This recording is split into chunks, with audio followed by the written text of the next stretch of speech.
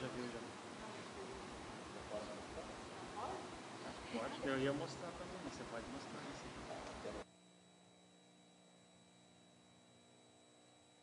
Aproveitar e já divulgar o lançamento semana que vem. Sim, sim, sim.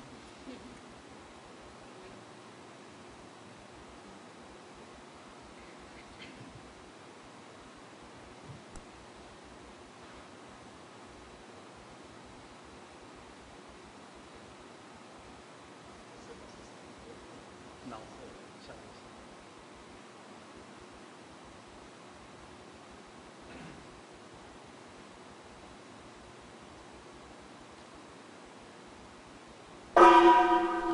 Tertúlia.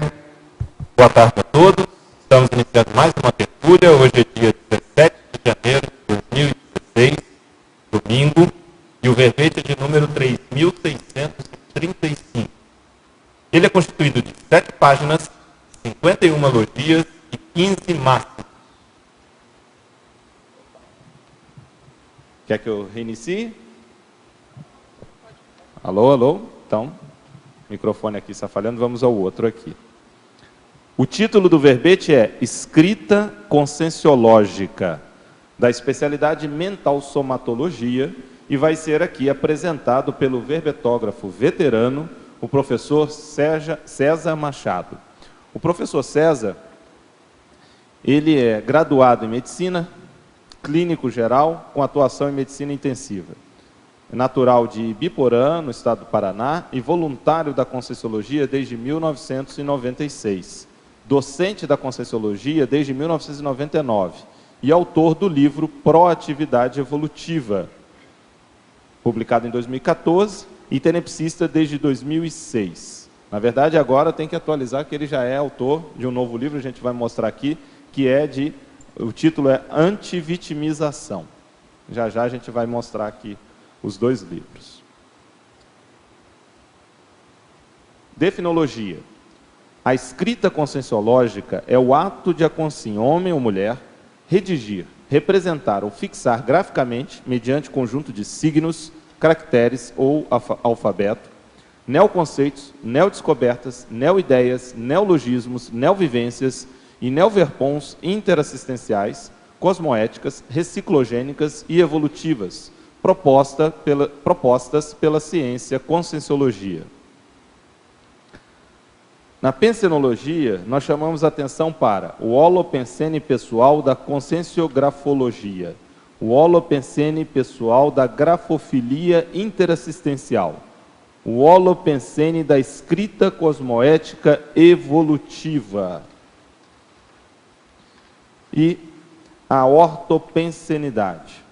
Na fatologia, destacamos a escrita conscienciológica, o ato de escrever mediante o paradigma consciencial, a escrita como representação intrafísica da realidade multidimensional, o hábito da boa leitura auxiliando na escrita pessoal, a escrita sobre temas avançados favorecendo a recuperação de cons, a escrita conscienciológica sendo cláusula pétrea proexológica, o contato com a conscienciologia na vida humana desencadeando a recuperação de cons relativos ao trafor da escrita, evidenciando a proex autoral. Essa fatologia é constituída de 30 linhas. A parafatologia destacamos a escrita na condição de retrosenha pessoal, a linha evolutiva pessoal na escrita, a raiz multiexistencial pessoal na escrita, o parapsiquismo disciplinado desenvolvido mediante a escrita, a captação extrafísica de neoverpons, a sinalética energética e parapsíquica pessoal, a importância central da escrita no autorrevezamento multiexistencial, a formação de equipex em função da assistência prestada aos leitores da obra escrita conscienciológica, a colheita intermissiva. A divisão detalhismo é constituída de 27 seções.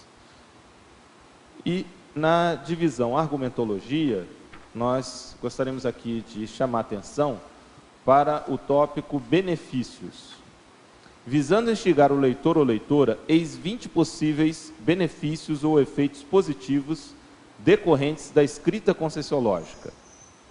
Então, vocês aqui podem ter acesso aqui a essa listagem com 20 itens, vale a pena conferir os benefícios.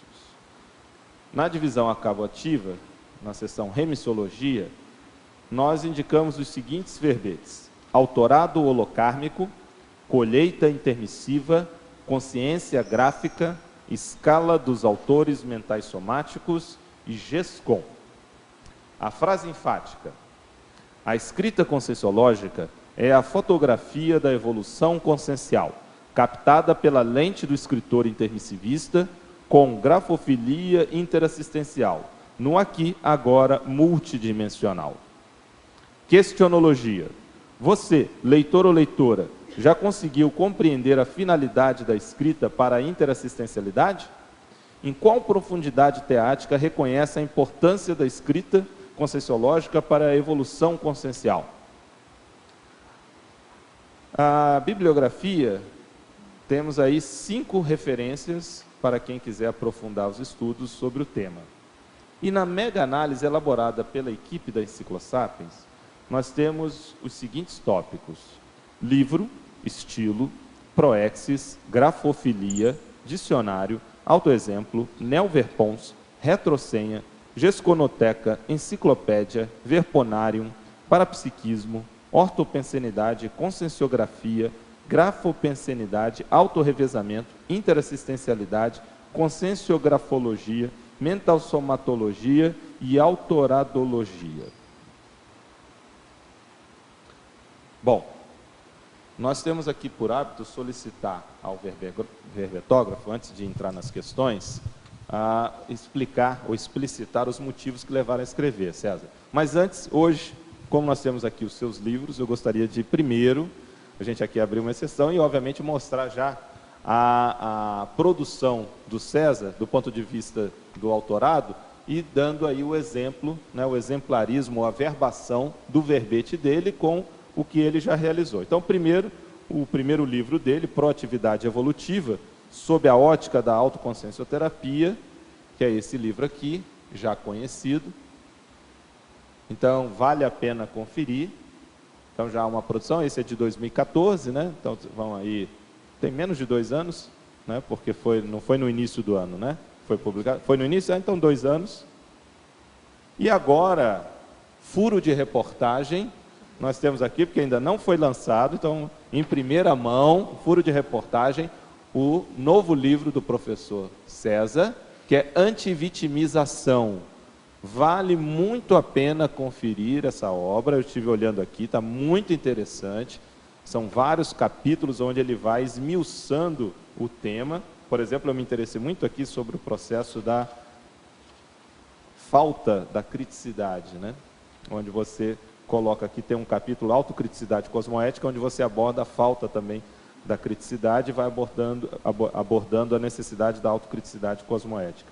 Dentre outros temas aqui. Está muito interessante. Por exemplo, síndrome da autovitimização, parasemiologia da autovitimização, parafisiologia da autovitimização, o autodiagnóstico, a antivitimização propriamente dita, né, a desdramatização parasemiológica, a técnica paraterapêutica antivitimização, a autocriticidade cosmoética, a traforologia aplicada à autovitimização, e também temos aí na seção superação da autovitimização, a paraprofilaxia recinológica, o antiegocentrismo, a anticonflituosidade, e por aí vai. Então, vale a pena, mais uma vez aí, para quem tem interesse, a Antivitimização, que é o novo livro do professor César. Dia 23 vai ter o lançamento, na semana que vem, sábado que vem.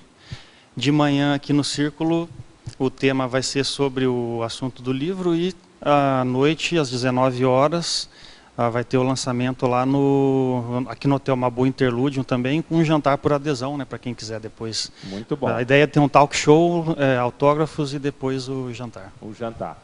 Então, e hoje também nós vamos ter aqui o sorteio de 2 exemplares do Proatividade Evolutiva, são 2, né? Vamos sortear ao final aqui da tertúlia, para quem estiver presente, quem assinou a lista de presença. Ainda dá tempo, né? Quem Ainda dá quiser tempo. comparecer. E o pessoal de Foz, que se quiser ainda receber também e não estiver assistindo pela internet, pode vir aqui, ainda há tempo.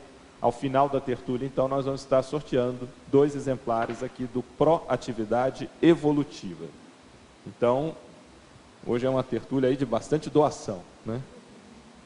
Bom, então, professor César, a gente gostaria de início solicitar o motivo, a razão que levou a escrever esse verbete sobre esse tema. Acho que, em parte, você já mostrou aí, acho que é o meu interesse e o gosto pela escrita mesmo, né?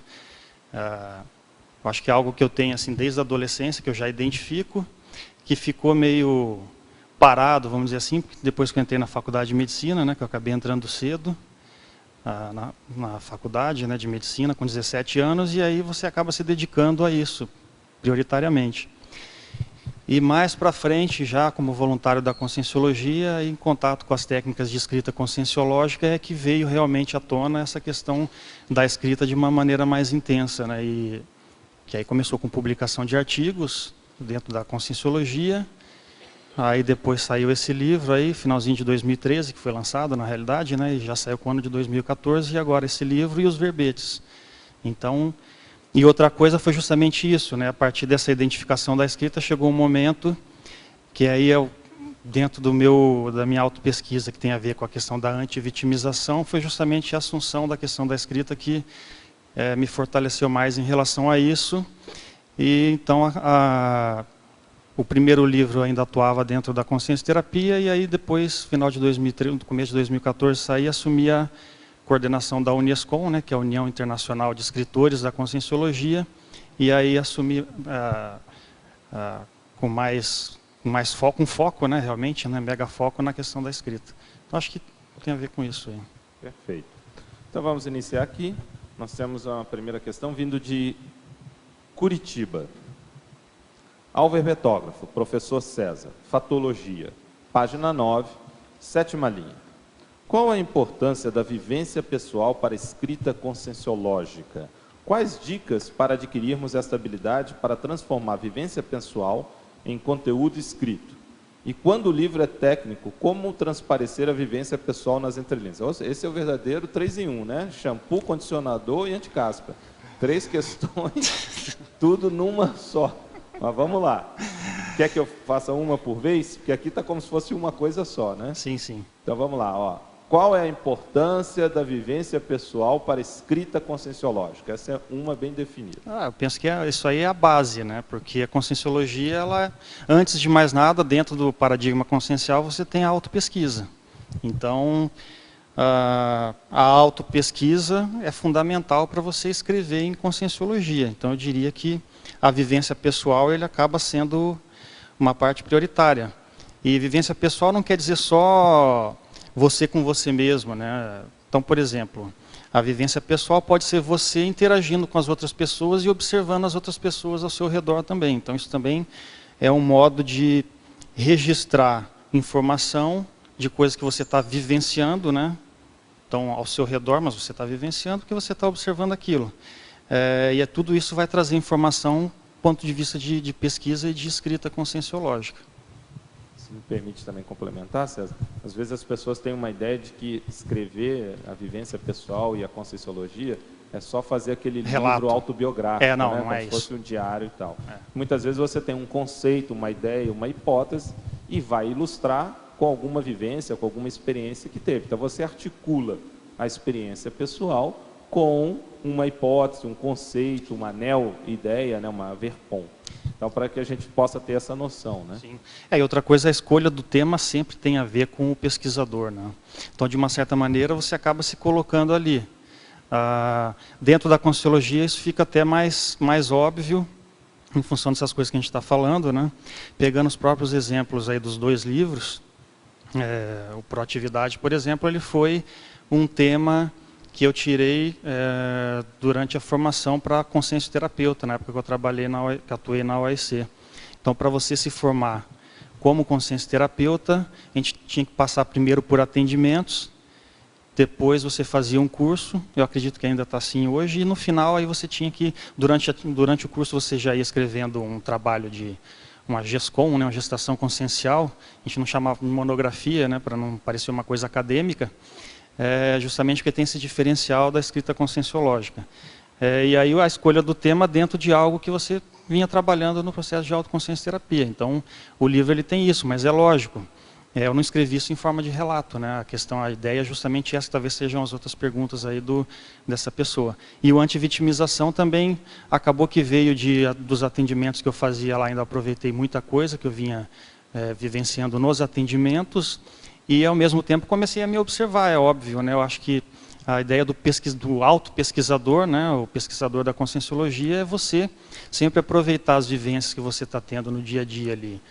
E mesmo que seja você como consciencioterapeuta, ou como professor de conscienciologia, ou como voluntário, ou no dia a dia que seja, né, profissão, na família, etc., você consegue observar essas coisas, né? Então, por exemplo, a questão da auto-vitimização é algo que você pode observar no dia a dia, assim como diversos outros temas, né? Seja com você ou com as outras pessoas ao redor. Então, uma coisa acaba levando a outra aí. Perfeito. Você quer comentar alguma coisa, Tatiana?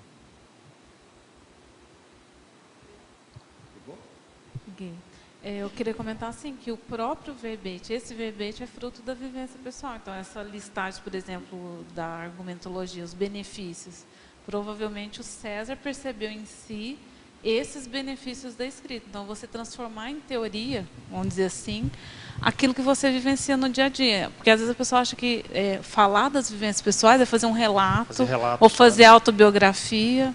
Que eu acho que é uma das outras questões. E eu vejo que o desafio da escrita conscienciológica é justamente você transformar em teoria as suas vivências pessoais, né? Que é o processo da abstração. E usa a vivência como uma fundamentação real, prática daquilo. A segunda pergunta que está embutida aqui é: quais dicas para adquirirmos essa habilidade para transformar a vivência pessoal em conteúdo escrito, que é o que a gente está comentando aí. Sim. Né? Uma das coisas que você falou é essa, né? Essa capacidade de abstração. Mas eu vejo que a escrita, até a gente coloca aqui, né? Não, tem o dom da escrita, eu tenho, né? Essa habilidade aí, já trouxe e tal, inato. Mas eu vejo que tudo, assim como tudo que ainda mais a escrita, né? Tudo bem que você tem que desenvolver habilidade para amarrar as coisas, né, fazer argumentação, para observar as coisas, fazer os registros, né, do que está acontecendo, né? Mas é treino, né, prática, não tem jeito. Quanto mais a pessoa escrever, quanto mais ela praticar, melhor ela vai ficar. Mas eu não sei, eu tenho dificuldade em encadear as frases, então vou pegar um professor de português, né, que trabalha com redação e vou aprender a fazer a redação básica primeiro. E assim vai, né? Hoje tem tanta possibilidade, só sobre escrito, que tem de livros sobre como escrever. Você comentou isso, né? De falta de encadeamento. Quer dizer, livro sobre coesão e coerência. Isso aí tem uma fartura enorme que a pessoa ela pode utilizar com técnicas muito simples, né? Então tem muito, ou um professor particular, como você está dizendo, né? E a outra questão é, e quando o livro é técnico, como transparecer a vivência pessoal nas entrelinhas? Na realidade, mais ou menos acho que isso que a Tatiana estava falando, né?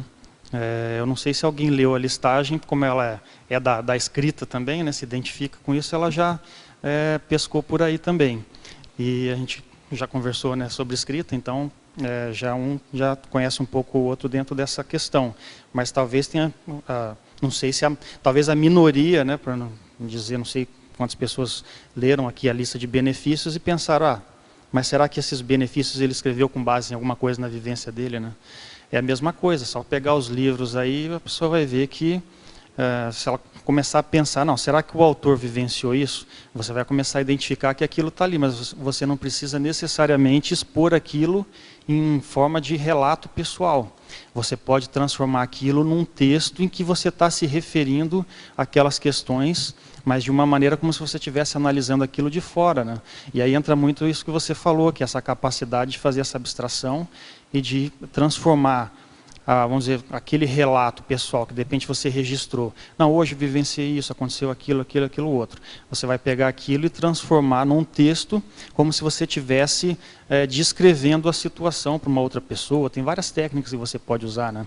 Uma outra técnica até que a gente coloca aqui, que é, se eu não me engano, está no binômio aqui, imagística e imagética, eu acho, aplicado à escrita, acho que é na binomiologia, se eu não me engano.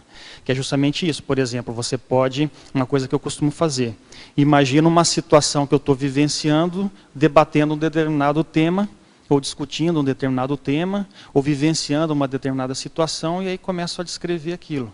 Então isso é uma coisa que me ajuda também, que eu acho que entra mais ou menos dentro disso que você está falando, né?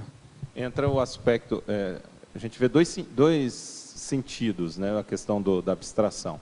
Você tem tanto da vivência, que aí você abstrai, cria um conceito, daí um neologismo, por exemplo, a partir da situação prática, experiencial, vivencial, você abstrai. E tem o contrário também, quer dizer, você tem um conceito e você faz aí o sentido contrário da abstração, seria a aplicação dele.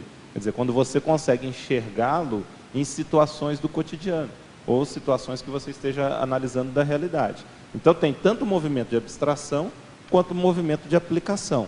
Então, eu lembro que me chamou muito a atenção, aquilo me impactou o encadeamento lógico, quando o Waldo estava escrevendo o Homo sapiens reurbanizatus, ainda lá no Rio de Janeiro, ele ainda morava no Rio de Janeiro, nós estamos falando 1999, por aí, 2000, ele já estava escrevendo o livro, e aí ele me mostra um capítulo que tem lá, que é sobre a superlotação de cemitérios, e a relação com a reurbanização extrafísica, né?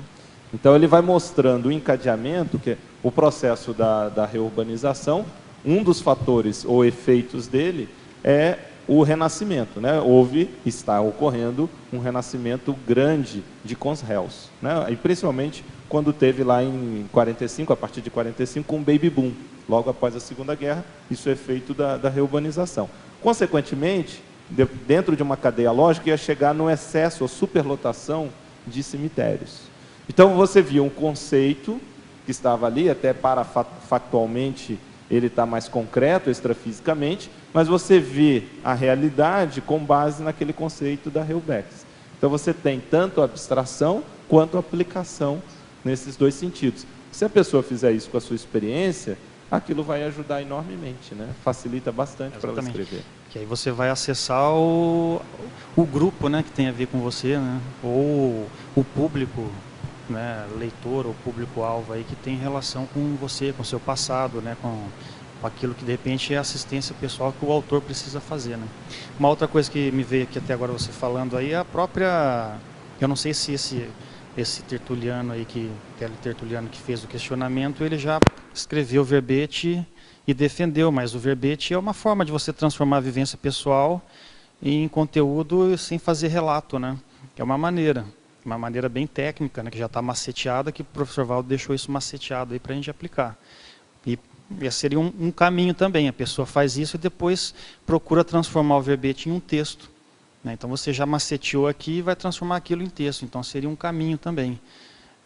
De uma certa forma, o verbete ele é como se fosse um brainstorming, né, que você vai fazendo, né? Então ele ajuda nisso também. Justamente. Bom, agora questões de Quintana, no estado de São Paulo. Professor César Machado, coloquiologia, página 8, final da segunda linha. A escrita reciclogênica do tipo soco na cara e fratura exposta, poderia fazer um cotejo desse tópico com o limite do assistido? Na realidade, até eu pegando o exemplo do antivitimização, eu acho que aconteceu isso, porque teve algumas coisas que depois eu achei melhor tirar, para não... Me deu a impressão que talvez ficaria muito pesado a abordagem, né, ou muito carregado, então tem que ter esse cuidado mesmo, tem um limite nisso, né. Quando a gente fala tipo soco na cara e fratura exposta, a gente está se referindo na realidade à tarefa do esclarecimento, né. Então a conscienciologia, a escrita conscienciológica, o foco é a TARES, a tarefa do esclarecimento, e não a consolação, não a autoajuda, né, que até a gente bota aí na antonimologia. Então, por isso que a gente chama de soco na cara, fratura exposta, porque é algo que você faz, que você vai botar aquilo de maneira sincera, maneira autêntica, para expor a realidade sem subterfúgios, né, sem dourar a pílula.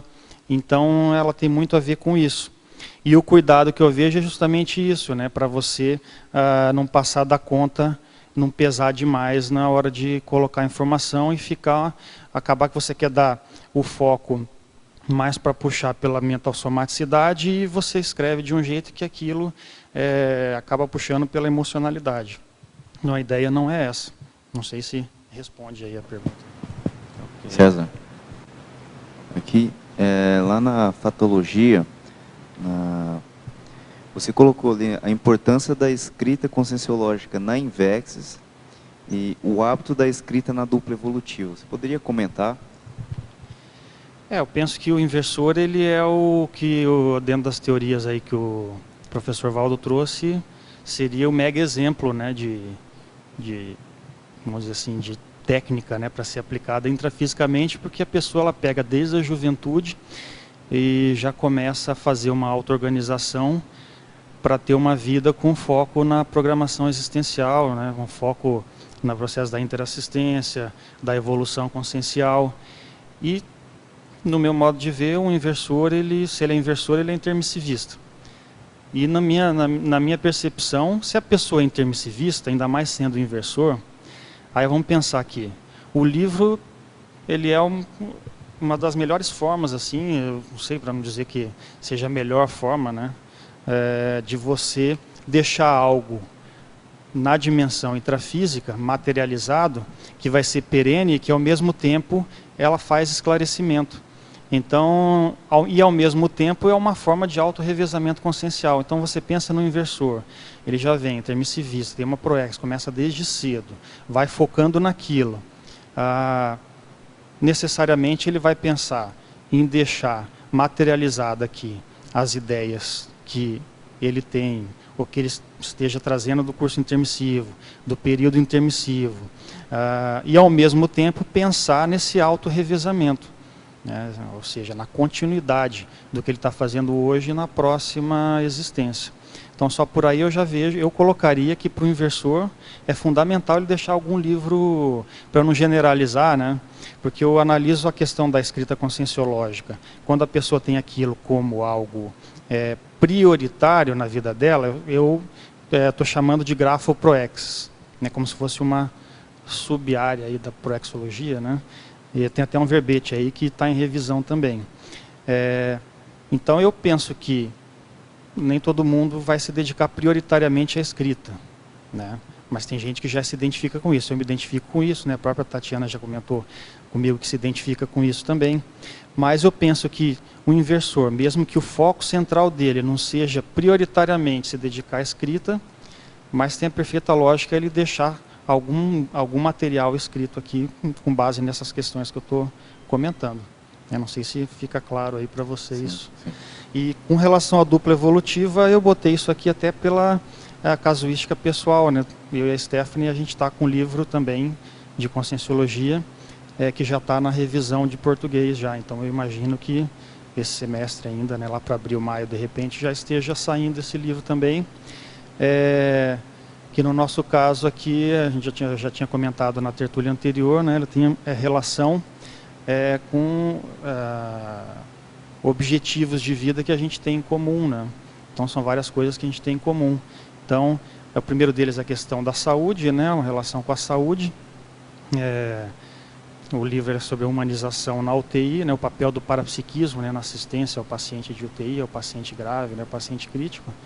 E então nós dois trabalhando em UTI, nós dois como um casal, né, uma dupla evolutiva, esse foco na assistência, né, o processo da humanização, o objetivo de desenvolvimento parapsíquico, de qualificação da assistência. Então, a gente foi juntando vários objetivos em comum e o gosto pela escrita também, né? Tanto eu quanto ela também tem facilidade para escrever, gosta de escrever, então a gente juntou uma coisa com a outra, né? Juntou a fome com a vontade de comer em relação à escrita e a questão desse exemplo é em relação a isso, né? Tem até um verbete sobre isso do professor Valdo, que chama díptico evolutivo, né? Exatamente. Que é sobre isso, né? Sobre essa questão da produtividade na dupla evolutiva. Temos uma questão lá em cima, vamos lá? Oi, César, parabéns pelo verbete. Você poderia, por favor, falar na página 9, patologia, na 12ª linha de baixo para cima, a escrita conscienciológica sendo cláusula pétrea proexológica? Eu penso que é justamente isso que eu estava comentando agora aqui em relação a Invexis, né? Em relação ao intermissivista. Com base nesses argumentos que eu coloquei agora há pouco, eu penso que a escrita conscienciológica para o intermissivista, a gente pensando até na conscienciologia como uma ciência. Para a continuidade da ciência, se a gente não publicar, vai chegar uma hora que a ciência morre, eu não sei, ou vai desvirtuar, entendeu? Vai virar uma linha mística, vira uma coisa religiosa. Então, se a gente não estiver fazendo pesquisa, produzindo e escrevendo, não necessariamente o livro, produzindo verbete, produzindo artigos. Então, acho que a conscienciologia, para ela sobreviver enquanto ciência, a gente precisa da escrita. E eu vejo que a prioridade da escrita vai ser justamente do intermissivista ou da pessoa que fez um curso intermissivo e que tem a ProEx relacionada com o que a gente está fazendo aqui. Então, se a pessoa tem, para mim tem perfeita lógica ela pensar que dentro da ProEx dela lá tem essa cláusula de escrever. Seja, de repente não é livro, né? Mas eu penso que pela lógica, o intermissivista ele deveria começar a pensar nessa responsabilidade de publicar pelo menos um livro, porque o livro é a cápsula do tempo, ou vamos dizer assim, o recurso que pode funcionar como uma cápsula do tempo. Eu acho que, não sei se a gente exagera em dizer que é um dos principais, mas eu já vi até o professor Valdo aqui falando isso uma vez também, né? Mas é algo que você vai conseguir deixar para você mesmo, para você buscar acessar isso e dar continuidade do ponto de vista de autorrevezamento. Então, cláusula pétrea na ProEx estaria isso, né? Não seria aquelas cláusulas, né? Ou a cláusula que aquilo vem dentro da sua programação existencial e que você tem aquilo como algo que você precisa fazer. Então, lógico que é especialista, se quiser comentar também, pode comentar. Mas eu vejo que a escrita para o intermissivista, ou seja, se é intermissivista, é proexista, né, é fundamental. Não sei o que você acha aí, você aqui. Nós costumamos trabalhar com um conceito dentro da proexologia que é do tópico transversal proexológico. O que quer dizer isso? Toda proex ela é única, ela é singular e ela é intransferível. Então, cada um aqui, tertuliano, tem uma proex específica que não é igual ao outro. O mesmo se dá com os teletertulianos e o mesmo se dá com qualquer proexista. Contudo, existem elementos que são comuns dentro de um contexto, dentro de um grupo, dentro de uma época, que estariam, elementos que seriam comuns ou que estariam presentes em qualquer proex. Exemplo, nós partimos do princípio que a TENEPS é um tópico transversal proexológico, ou seja, todo mundo aqui possivelmente tem na sua, como um dos itens do conteúdo da sua ProEx, ser tenepsista. Esse seria um tópico transversal básico proexológico. E a escrita, na linha do que o César está colocando, também seria nesse aspecto. A escrita de um livro, obviamente que cada um vai ter o seu tema, o seu assunto, a sua abordagem, mas é um tópico, a gente coloca como hipótese, que é um tópico transversal proexológico, ou seja, em toda a ProEx, a escrita de um livro para os intermissivistas, então para os proexistas, vai estar presente como um dos conteúdos da sua programação existencial, possivelmente cláusula pétrea também dentro disso. Então, essa é a abordagem que a gente faz aí convergente com o que o César está trazendo. Tá bom? Ok, obrigada. Vamos lá? Oi. Muito bom seu verbete, parabéns. Na página 10, teoriologia, segunda linha, a teoria do curso Grupo Kármico. Poderia aprofundar para mim?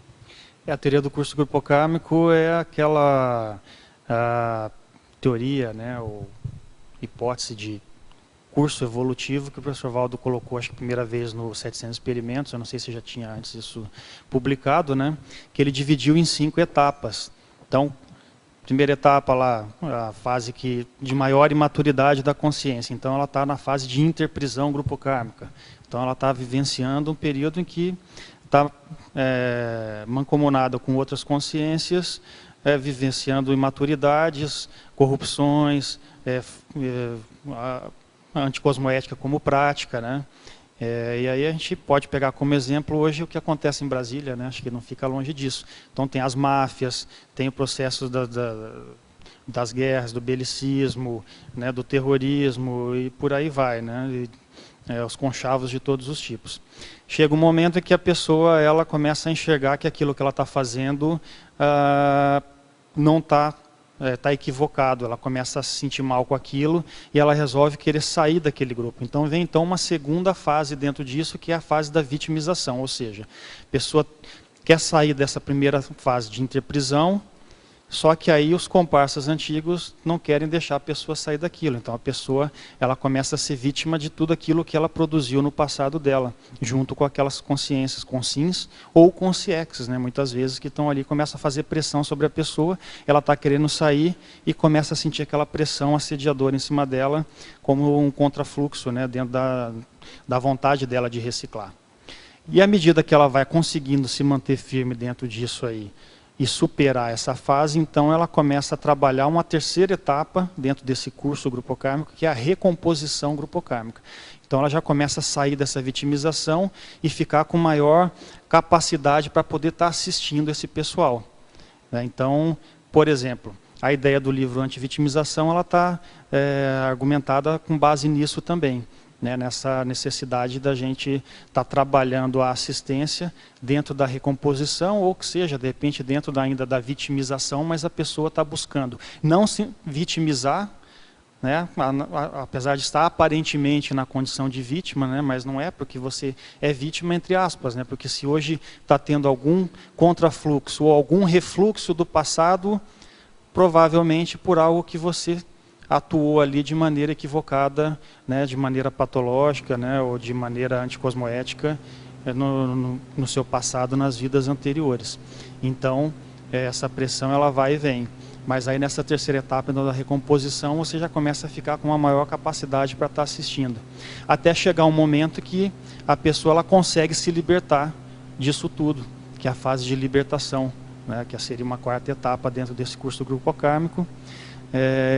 E aí, posteriormente, então, ela começar a vivenciar o que seria essa quinta etapa aí dentro desse curso, né, dentro dessa teoria, que é a policarmalidade, então, e fazer assistência de uma maneira mais ampla, universalista, com enfoque constante na TARES, né, e sem, assim, já tendo limpado, né, esses vínculos pretéritos de alguma maneira.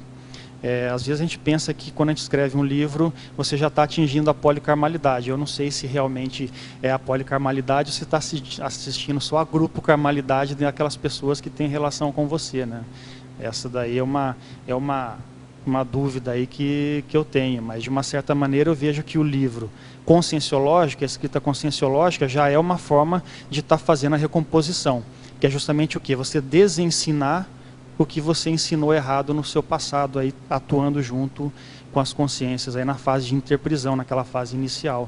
Então, o livro conscienciológico, a escrita conscienciológica propicia isso. Que, de uma certa maneira, quando você escreve o livro ele começa a atuar depois independente do autor. Né? Esse ano passado a gente deu o curso Formação de Autores em EAD, e aí tinha uma aluna lá da África, né? E aí estava dando uma aula lá e falando justamente mais ou menos dessas coisas, e ela falou, ó, inclusive o seu livro está aqui na África, né? Que aí tem o pessoal que está atuando na Consciologia na África e está levando os livros para lá. Então, eu não sei quem que está lendo o livro lá, está fazendo assistência, né? De alguma maneira. Então, de alguma maneira, você está fazendo a recomposição aí dessas questões, né? Mas o curso grupocármico basicamente seria isso, essas 5 etapas aí. Mas nos 700 experimentos você acha isso lá, se você quiser dar uma aprofundada. E eu coloquei isso também no antivitimização, né? Também tem essa questão ali, e aí está todo o trabalho em cima também no primeiro capítulo. César, Fabiano. dando sequência... Vocês estão ouvindo? Agora sim. Tá. Dando sequência que o Losch falou das cláusulas básicas da PROEX, eu queria que você fizesse uma triangulação lá na página 12, entre o item 10, o item 7 e a tua especialidade, a tua atuação na medicina diariamente. Então, a aplicação das ideias, a questão da interassistência e da melhoria da criticidade, que foi o item que o Losch trouxe no início. A profissão? E com a profissão. Mas o que você pensou só para... Eu queria que você trouxesse exemplos de como você aplica isso no dia a dia, porque você tem uma profissão tremendamente assistencial, né? Então, como é que a tua PROEX, como é que você aplica no dia a dia o parapsiquismo, a energossomaticidade? Então, acho que o próximo livro, né, que deve sair, imagina, em abril ou maio, né, que é esse que eu escrevi junto com a Stephanie, a gente escreveu em coautoria, é justamente sobre isso. A gente chamou de humanização parapsíquica na UTI. Então, eu trabalho na UTI, né, ela também. E aí, com base nas experiências parapsíquicas, né, que a gente eventualmente tem ali, ou pelo menos eventualmente, né, eu falo lá por mim, né, mas costumo observar e registrar. Então, sinalética, conexão com a TENEPS, às vezes você fazer uma assimilação ali diagnóstica, né, a gente coloca isso lá no livro, projeção consciencial, a importância, por exemplo, da desassimilação energética através do estado vibracional, por exemplo. Então, tudo isso a gente relata no livro. Então, eu vejo que a conexão disso que você está falando na prática, no dia a dia profissional, está muito nesse livro aí. E a conexão com o escrito é justamente isso. Então, é a ligação entre a assistência, o parapsiquismo e a profissão. Porque às vezes a gente acha que vai escrever conscienciologia, você tem que estar só dentro, né, de um ambiente conscienciológico. E não é bem isso, né? Eu posso dizer que o Proatividade teve relação com isso, mas eu peguei coisas, olhar no livro ali, tem coisas do meu dia a dia que eu vivenciava. Na época eu trabalhava em programa de saúde da família, né, posto de saúde. Tinha coisas que eu vivenciava lá, observava e aproveitava. Antivitimização, peguei muita coisa do dia a dia ali também, né? Então, às vezes a pessoa acha, não, tem que estar no voluntariado da Conscienciologia, ou dando aula de Conscienciologia, ou atendendo, né, na consciencioterapia, que seja, né, que são acho que as 3 principais frentes assim, de assistência, né, dentro da Conscienciologia. E a escrita conscienciológica você vai fazer com base nisso, não necessariamente. Por quê? Porque a Conscienciologia, o que eu vejo é que ela precisa ser uma coisa prática e vivencial do dia a dia, né? A Conscienciologia, para ela ser uma coisa aplicada, né, como o Ló estava falando, você vai aplicar isso no seu dia a dia. Então, a ideia, por exemplo, desse livro é justamente pegar a escrita com base nas vivências conscienciológicas, vamos dizer assim, né, ou assistenciais, parapsíquicas, no trabalho, na profissão. Então, ele tem esse foco aí dentro da medicina, especificamente das UTIs. Então, é bem significativo, porque eu desconheço qualquer livro da área da medicina que tenha esse foco, né, parapsíquico energossomático. Isso vai fazer a gente acha livros assim que o pessoal fala de energia, né, eles falam de algumas coisas, né, mas tentam dar aquela abordagem mais academicista, e você vê que o autor ele está analisando de fora só, né? Mas o autor se colocando, porque essa que é a questão que a gente estava falando no começo da Conscienciologia, é autopesquisa. Então você acaba como autor se colocando dentro daquilo. Então aquilo que você vai vivenciando faz parte do seu estudo, da sua pesquisa. Se tem mais pessoas para observar. Então, como a gente viu, não, tem nós 2 aqui, então vamos trabalhar com as nossas experiências, né? E aí você acaba aproveitando aquilo para escrever, mas você acaba se inserindo na pesquisa, e aquilo que você vivencia sai no escrito, na escrita conscienciológica, né? Não sei se você quer falar alguma coisa. Não? E você pode falar também um pouco mais do item 7, qual que é a importância da criticidade para a virada de PROEX, ou na própria PROEX? Na realidade eu coloquei esse item aqui porque a escrita ela leva a isso, né, um benefício, né? Eu coloquei mais como um benefício da escrita. Ou seja, para você escrever, o que você tem que fazer? Você tem que ler mais, você tem que refletir mais, né? Você tem que fazer muita reflexão. Consequentemente, a tendência, à medida que você escreve, é você melhorar a sua auto e a heterocriticidade também, né? Você começa a ficar uma pessoa mais crítica, né?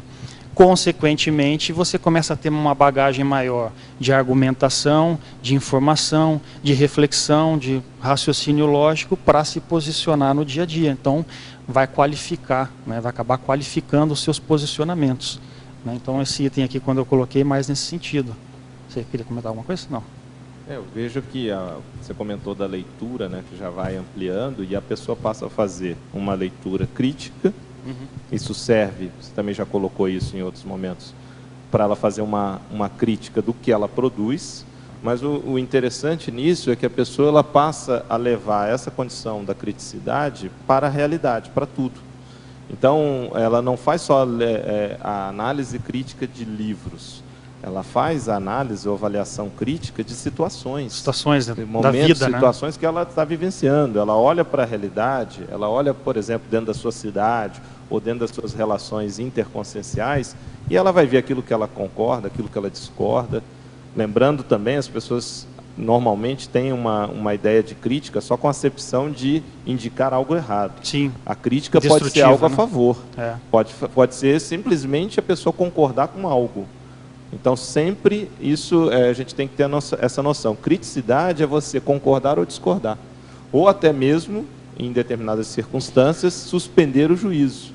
Que é quando você avalia, aí a autocrítica, necessita da autocrítica, de que não tem condições, pelo menos temporariamente, de emitir um juízo, um parecer, né, que na filosofia clássica era conhecido como epoquê. Então, a pessoa suspende o juízo. Então, o interessante da questão da criticidade e escrita, leitura, é que é uma via de mão dupla. A partir da leitura e da escrita, a pessoa começa a ficar mais crítica, e a partir da sua criticidade, ela começa a produzir melhor. Isso. Não é? Então, isso é muito interessante na lapidação ou da qualidade da GESCOM, da grafo GESCOM que a pessoa elabora. Exatamente. Até aproveitando a deixa, né, e tentando complementar um pouco mais, o que eu vejo aqui, então, no caso da escrita conscienciológica e do intermissivista? É pensar que você, sendo um intermissivista, você fez um curso intermissivo e aquilo, de alguma maneira, te ajudou a ampliar a sua visão quanto à interassistencialidade e quanto à cosmoética. Então, vamos supor que a pessoa ela tem a linha da escrita, a linha evolutiva na escrita. Já escreveu antes. Só que agora você, com esse embasamento do curso intermissivo, e aí você vem, em resumo, a ter uma programação existencial, a tendência é o quê?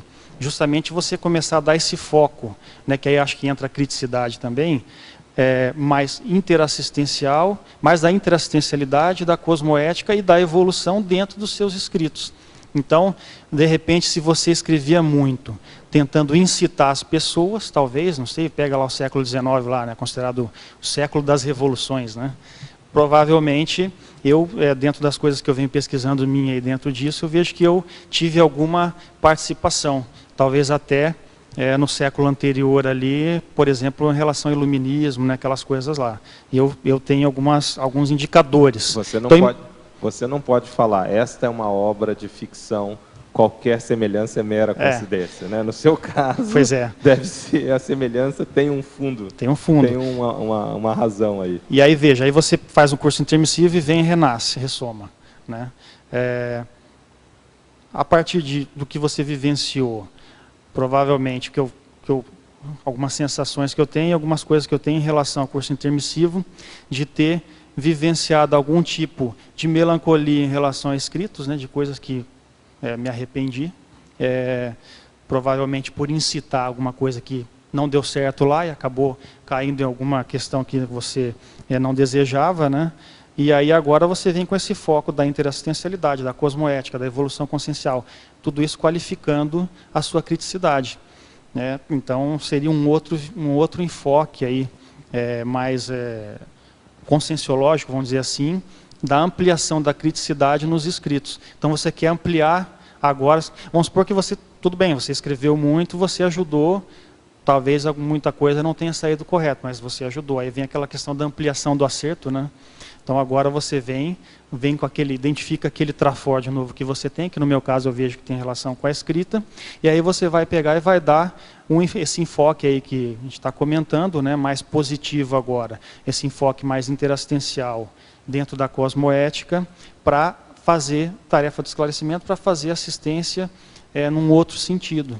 Então, procurando ampliar as coisas a partir daquele trafor ali que você já vem trazendo, né, de outras vidas. Você estava comentando, quer dizer, esse tema da ampliação do acerto é um verbete que eu vou escrever até dentro dos princípios que determinam o conteúdo da ProEx, né? Você comentou aí que eu faço uma relação direta, é um verbete que eu já escrevi, que é da restauração evolutiva, o princípio da restauração evolutiva. Quer dizer, você fez algo errado no passado, muito do conteúdo da nossa ProEx é corrigir ou compensar aquilo de errado que a gente fez. Então, nesse caso que você está trazendo, que aí tem a ver com você, muitas vezes tem os dois princípios atuando, que não é estanque, né? Sempre tem, geralmente, algum grau, uma mistura disso daí. Alguma coisa que no passado não considerou, e daí incitou, e acabou tendo um efeito que não era esperado, aí entra como atenuante a intenção também, né? A favor, e agora faz a correção, né? Quer dizer, aquilo que faltou, ou aquilo que estava inadequado, exclui, ou aquilo que faltou, completa, para que realmente possa corrigir, para não acontecer aquilo que foi feito no passado, né? E aí isso entra na conexão com o curso Grupo Kármico, né, que a gente estava falando Total. aqui. A antivitimização, né, que é o tema desse livro, que para mim ele tem isso dentro do livro aí. Dei o jeito de inserir, talvez tenha coisas que não estão tão nas entrelinhas, mas eu não fiz relatos ali dentro. Mas essa foi uma das minhas intenções também quando eu escrevi esse livro do ponto de vista pessoal, né, além dessa assistência. Mas tem muito a ver com isso. Então, a pessoa ela cometeu aqueles erros no passado, de repente tomou o esbregue lá extrafisicamente, caiu as fichas, viu que errou, de repente passou com algum período de melancolia lá extrafísica, ressoma, e muitas vezes a pessoa vem ali meio para baixo, não sabe muito bem o que está acontecendo, não consegue visualizar trafores em si mesmo, fica meio à margem das coisas, né? Aí a partir do momento que, não, peraí, né? Se eu ficar nesse estado aqui, eu vou ficar num estado de paralisação, de acomodação, não resolve, frente a alguma frustração ou algum erro cometido no passado. Qual que é a abordagem? A abordagem é justamente o quê? Que eu vejo que comigo funcionou. Foi a assunção desse trafor da escrita como um mega foco, e a partir disso, então, né, a saída lá na época da consciência terapia, assumir a Unescom e começar a trabalhar prioritariamente com a escrita. Mas eu acho que esse é o meu caso, né? Estou dando como exemplo só essa questão da antivitimização a partir de um mega trafor e um reconhecimento maior de uma linha principal de ProEx, uma autoconvicção proexológica, né, que aí tem um capítulo no livro que vai no encadeamento levando a isso, né? Então a pessoa identificar o mega trafor, identificar então a partir daí o Mater Pensene, né, ou, pelo menos o holopensene principal ali que tem a ver com ela, e aí direcionar os esforços para aquilo, lógico, lembrando que tem outras coisas, né? Então não é só escrever, né? Até falei isso no outro verbete. Então você escreve, mas aí você vem aqui debater, você vai lançar o livro, você vai lá discutir as coisas também, você vai debater, você está dando uma aula, você está interagindo, você está trabalhando, né, na sua profissão, lá você também aproveita para ir revendo as coisas e assim vai, né?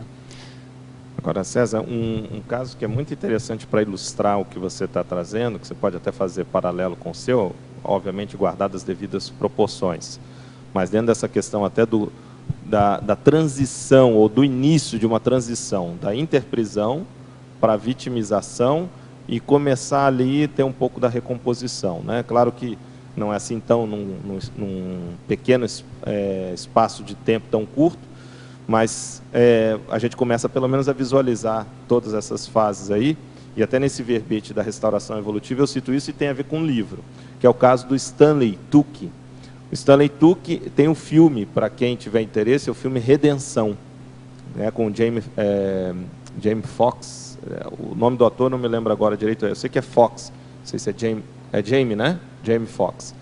O filme Redenção, nele trata a história do... Hã? Não. Ele trata a história do Stanley Tucci, que foi um dos fundadores de uma das maiores gangues de rua dos Estados Unidos. Aí aquilo toma um vulto muito grande, até vai para outros países, e ele é preso com a acusação de que ele tinha matado 4 pessoas, ele nega, e é condenado à pena capital, né, pena de morte. E ele o tempo todo nega. Esse filme, inclusive, é feito quando ele ainda estava vivo, né? Até num sentido de tentar ver se modificava-se a pena. Só que o que acontece? Ele, na cadeia, ele começa a se dar conta do mal que ele criou com a questão de... Porque ele fundou essa gangue, e a gangue depois teve pernas próprias, quer dizer, vida própria, e começou a crescer. E então muitos jovens entrando nisso e se envolvendo com a violência. Ele começa a se arrepender, uma jornalista vai lá entrevistá-lo para fazer um histórico sobre gangues, e ele pede auxílio para que comece a escrever um livro. Para os jovens, ele começa a escrever o livro e ela começa a ajudá-lo de fora para que possa ser publicado. Resumindo a história, ele começa a publicar os livros voltados para jovens, para livros infanto-juvenis, sobre essa questão de evitar a violência e entrar em gangues. Os livros foram para o mundo inteiro. Ele concorreu 2 vezes ao Prêmio Nobel. Um ao Prêmio Nobel da Paz e outro ao Prêmio Nobel de Literatura, estando preso ainda no corredor da morte. Ele, no Prêmio Nobel da Paz, ele perdeu para o Kofi Annan, né, o ex-secretário-geral da ONU. E depois ele foi indicado ao Prêmio Nobel da Paz pelos livros que ele estava escrevendo, sendo publicados, são publicados até hoje. Então vejam que interessante, a partir do livro, a partir do reconhecimento, isso tem tudo no filme, quem tiver interesse, no filme Redenção.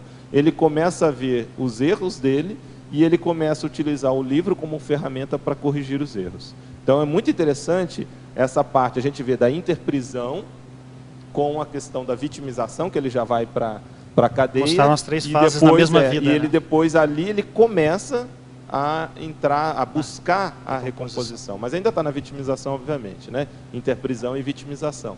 Mas é um caso muito interessante. Eu lembro quando saiu esse filme, o Valdo até comentou, esse cara, o que chama a atenção desse cara é a inteligência dele. Apesar de ter feito muita besteira, foi a inteligência. E vejam, gente, dentro da cadeia ele concorreu a 2 prêmios, né, o Prêmio Nobel. Então, é interessante da gente pensar essa condição aí do livro como esse fator para alavancar, né, e corrigir os erros do passado. Né? Oi? Fala no microfone, Stephanie, por favor. Não, é legal que também mostra a importância do livro, né? Que mesmo o cara estando preso, ele estava fazendo assistência, ele não estava precisando sair por aí para ficar falando. Só o livro dele falava por ele mesmo. Agora, pense nesse caso, a colheita intermissiva, quer dizer, e ele fez ainda em vida. Isso é um exemplo de reciclagem, né? Recim e Ressex, fenomenal. Né?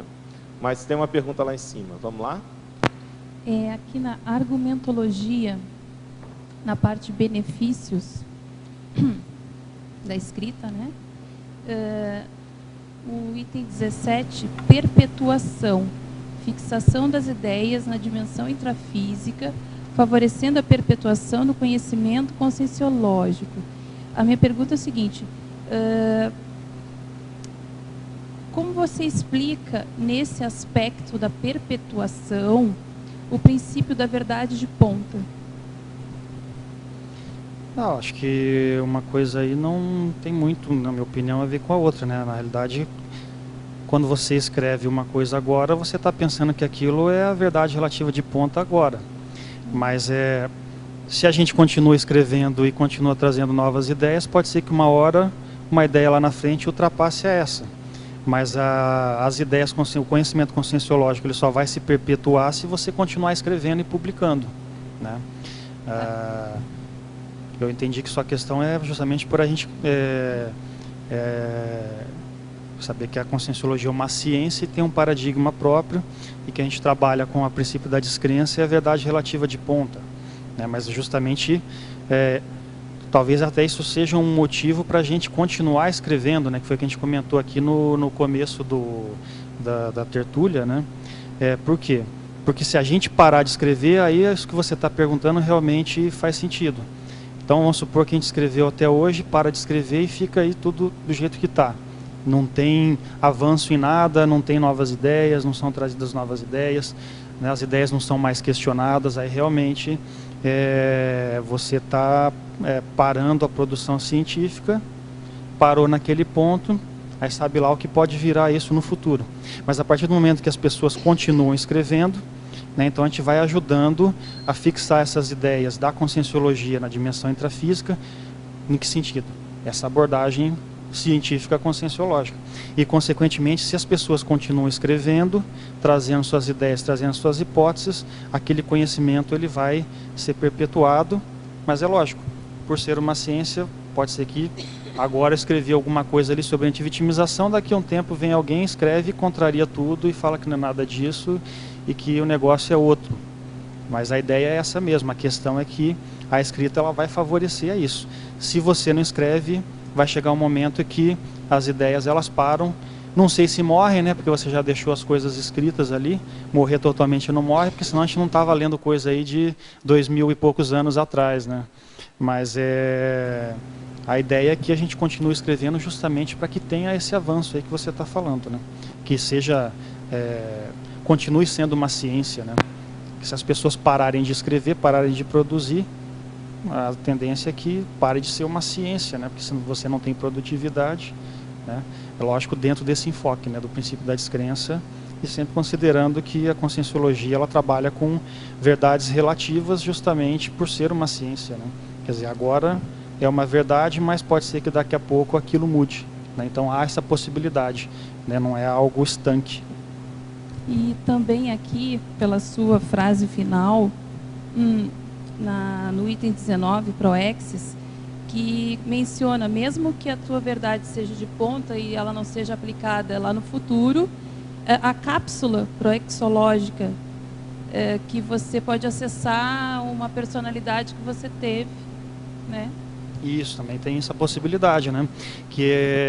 Esse é um outro foco aí da conscienciologia, né? Que é justamente o autorrevezamento multiexistencial. Então, você fixa, se você pensar, né, justamente nisso que você falou, você como autor, você como um proexista e você como tendo um caminho aí holobiográfico multimilenar, então você fixa, né? Quando você escreve, aquilo fica aqui materializado e é uma forma, uma cápsula, pode servir como uma cápsula do tempo para você acessar na próxima um conteúdo sobre você mesmo. Um exemplo grande que a gente tem aí é o do Littré, né?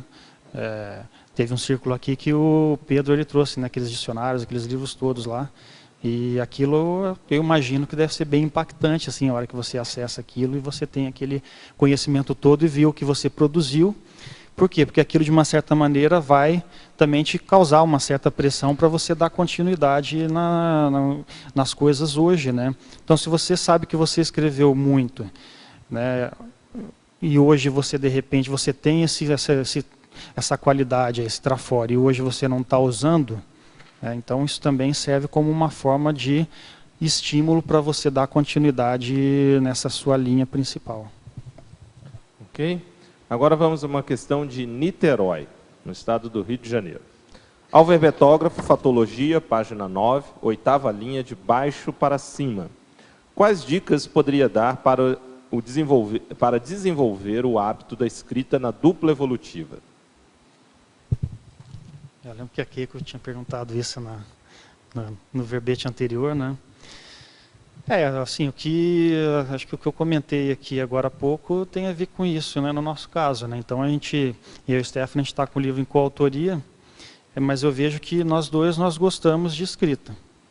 Talvez, não sei, né, até que ponto, pelo fato de eu investir muito na escrita, isso também não dá uma estimulada maior nela. Por um outro lado, o fato dela ter características quanto à assistencialidade e o parapsiquismo, que se destacam, aquilo também me estimula, que eu acho que essa que é a ideia da dupla evolutiva, né? Você tem uma troca. Mas eu tenho, né, aspectos dentro disso, né, vamos supor, da assistencialidade e do parapsiquismo, e ela tem da escrita também, então uma coisa acaba ajudando a puxar a outra. Mas eu vejo que a questão é de priorização mesmo, né? A questão da escrita é priorização, não tem outra questão. No caso aqui, nós gostamos de escrever, então isso facilita muito, né? Facilita a escrita. Eu não preciso forçar ela a escrever, porque ela escreve porque ela gosta também de escrever e ela tem facilidade para isso também. Então, eu acho que com a gente aqui foi uma coisa assim, até certo ponto, natural, e à medida que a gente foi escrevendo, daqui a pouco ela começou a fazer os verbetes dela também, e daqui a pouco a gente teve essa ideia de fazer um livro juntos, né? Então, não sei se tem muita dica assim para dar em relação a isso, né? Se o seu companheiro, parceiro, ele não tem muito interesse em escrever, não tem outro jeito senão você ir escrevendo e dando exemplo, né? Pode ser que à medida que você vai instalando esse holopensene, né, esse campo energético de escrita dentro da sua casa ali. Quanto mais você escreve, mais aquilo vai ficar impregnado e vai estimular o seu companheiro. É mais ou menos, eu acho que, fazendo uma analogia aí, né, o professor Valdo aqui, né, o tanto que ele incentivava, o tanto que ele escrevia, né, eu tenho certeza que muita gente começou a escrever em função dele. Eu me coloco dentro disso, né? O exemplo dele, o estímulo dele, você está perto de uma pessoa que está o tempo todo pensando em livro, escrevendo, aquilo me estimulou. É lógico que eu já tinha isso, né, dentro de mim, até como uma ideia inata, como algo que já estava acontecendo, e como algo dentro da holobiografia, mas até então entrar em contato com essas técnicas aí que ele trouxe de forma de escrita conscienciológica, aquilo estava meio paradão, e acabou que o Holopensene dele me estimulou a escrever mais. Eu penso que dentro da dupla evolutiva pode ser que vá por aí também, quando um dos parceiros não tem muito interesse em escrever e você, como pessoa da escrita, de repente, tem interesse de escrever junto aí com o seu duplista, né, ou a sua duplista. Ok. Fatologia, página 9, 7ª linha de baixo para cima. Poderia comentar o ato de escrever sobre a Conscienciologia atraindo assistência de evoluciólogos? Isso aí, na realidade, não é algo que eu tenho uma experiência pessoal concreta. Isso aí foi num círculo mental somático aqui que a gente estava falando sobre escrita, que o professor Valdo ele trouxe essa questão que para mim tem perfeita lógica, né, quando eu analiso da seguinte maneira. Se a conscienciologia é a ciência da reurbanização extrafísica, quem que está à frente desse processo de reurbanização? Você vai ter grande parte evoluciólogos aí, né? Talvez serenões, né? Pelo que ele trazia para a gente, né? Então, consequentemente, quando você se interessa em escrever sobre conscienciologia, você está entrando nesse fluxo, nesse mecanismo das reurbanizações extrafísicas. Intra e extrafísica, né? Porque o livro ele acaba, como é o slogan da Editares, né? O livro reurbaniza o mundo, né? A ideia é mais ou menos por aí. Quer dizer, se você escreve um livro com enfoque assistencial, com esse enfoque da cosmoética, com esse enfoque da tarefa de esclarecimento, com esse enfoque da evolução consciencial, da reciclagem íntima, né, da reciclagem intraconsciencial, você está contribuindo para a reurbanização do holopensene de cada leitor que vai acessar o seu livro, consequentemente, daquele ambiente onde ela se encontra, de repente das pessoas que estão em volta desse leitor, caso ele comece a reciclar em função desse livro, e por aí vai. Então, o livro conscienciológico, a escrita conscienciológica, ele te coloca nesse fluxo da Reurbex. E, consequentemente, você vai atrair o interesse de amparadores e, possivelmente, de evoluciólogos. Que o Valdo colocou aqui, que você vai atrair assistência de evoluciólogo, né? Eu coloco possivelmente porque eu não tenho experiência com isso. Mas quando ele colocou aquilo que eu pensei a respeito, para mim tem perfeita lógica isso. Parafatologia, página 9, 6ª linha, poderia exemplificar o parapsiquismo disciplinado desenvolvido mediante a escrita? Isso aí, o que acontece? Quando você começa a escrever, e é lógico, a escrita como um todo, se o que você está escrevendo é assistencial, você vai acabar tendo assistência extrafísica, né? Quando a gente foca na conscienciologia, eu vejo que isso é uma constante, né? Quer dizer, se você quer escrever sobre temas conscienciológicos, naturalmente, como a gente está dizendo, você vai atrair essa assistência. Então veja, quando você começa a ter uma rotina de escrita, priorizando a escrita, o que vai acontecer? O amparador vai se aproximar, você daqui a pouco vai começar a perceber essa presença, vai desenvolver uma sinalética específica dentro daquilo, você vai, a partir de um tema que você está estudando, possivelmente também atrair consciex para serem assistidas, possivelmente não, né? Com certeza, né? Consciexes para serem assistidas. Então você vai poder perceber esses padrões também. Pensando no curso Grupo Kármico, né, que a gente estava comentando aqui agora há pouco, então você começa a fazer um movimento de recomposição através do livro. Você vai ter pressão extrafísica, você vai poder vivenciar aquilo também. Então você naturalmente vai ter que ampliar o seu domínio energético, você vai ter que qualificar sua capacidade de desassimilação energética. Não veja, porque é parapsiquismo disciplinado a partir da escrita. Se você mantém aquilo como hábito, como rotina, olha quantas coisas aí que você não vai começar a vivenciar do ponto de vista parapsíquico e que a escrita vai te predispor a desenvolver o seu parapsiquismo. Que às vezes a pessoa pensa que escrever é só você com você mesmo, que é um ato egocêntrico, né? E na realidade não é. O ato de escrita em si, principalmente o que a gente está falando aqui, a escrita conscienciológica, ela envolve toda uma questão multidimensional. Ao mesmo tempo que, posteriormente, esse livro, igual a gente falar, o livro está lá na África. Então você vai falar que a escrita é egocêntrica. Talvez naquele momento da escrita você tenha que ficar sozinho, é lógico. Mas escrever, ainda mais se você está com foco na interassistência, além de você desenvolver o seu parapsiquismo, você está atuando assistencialmente, porque a sua escrita ela vai atingir as pessoas e vai ajudar as pessoas nas suas reciclagens. Então, eu diria que o parapsiquismo disciplinado tem a ver basicamente com isso aí. Binomiologia, página 10, segunda linha. Poderia ampliar o binômio imagística e imagética aplicado à escrita mental somática? Isso é que a gente comentou aqui no começo da tertúlia, né? A imagética, então, ela justamente tem a ver com a questão da imagem e a imagística com a questão da imaginação. Então, seria justamente uma forma de você, que quando você aplica isso à escrita, uma técnica, vamos dizer assim, que eu pessoalmente utilizo para ir qualificando a argumentação do texto. Então, eu escrevi alguma coisa ali, e aí eu começo a pensar como é que seria a repercussão daquilo se eu tivesse explicando aquilo para alguém ou debatendo aquilo em algum local específico. Até o professor Tony, a gente deu formação de autores, ele trouxe também, né, que ele também aplica isso, né, ele deu alguns exemplos. Né, então, imagina você dando uma aula, imagina você dando uma entrevista. E a partir daquilo, então, você começa a argumentar mentalmente com aqueles interlocutores, né, que não existem ali, que estão na sua imaginação, mas aquilo vai, pelo menos para mim isso funciona muito bem, né? Então aquilo vai criando uma série de encadeamentos, de argumentos, e aí vem ideias, e aí eu começo a escrever aquilo, e aquilo pode ser aplicado no livro, por exemplo, ou num artigo, né, que você esteja escrevendo. Isso da antiguidade é chamado de prolepse, que era, mais especificamente no processo de argumentação, é você já prever a refutação e buscar, então, ter uma argumentação para que possa refutar a refutação. Seria a tréplica, né? Então, já se antecipa para poder ter mais consistência aquela sua argumentação. Então, é chamado de prolepse. Pois é. Então, é a prolepse aplicada à escrita. Justamente. Então, você qualifica o seu texto com base nisso. A ideia seria essa aqui. César, meus parabéns pelo verbete. Eu queria que você ampliasse o item da página 12, número 14, neuroplasticidade.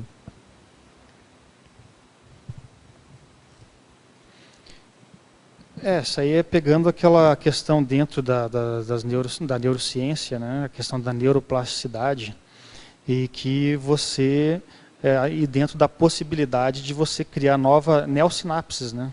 Novas redes sinápticas.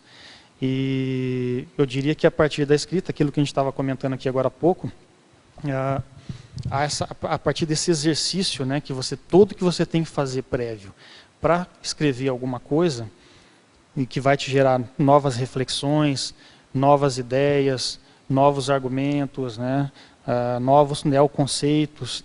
Então, tudo isso, de alguma maneira, vai te favorecer ao desenvolvimento de neossinapses. Né? E a gente chamou o tópico aqui de neuroplasticidade justamente porque tem relação com isso, né? Com essa possibilidade do aprendizado constante ao longo da vida. E essa possibilidade de você desenvolver novas sinapses a partir de novas rotinas que você vai estabelecendo, né, de coisas novas que você vai aprendendo, justamente por essa neuroplasticidade, essa plasticidade cerebral. Então, essa possibilidade de você desenvolver novas redes sinápticas, né? Pacientes que sofrem traumas cranianos, às vezes você vê isso na recuperação deles, né? Afeta lá uma parte lá do cérebro que a pessoa era para perder uma função, e o cérebro dela consegue dar uma volta lá na medida que ela vai se reabilitando e recupera aquela função.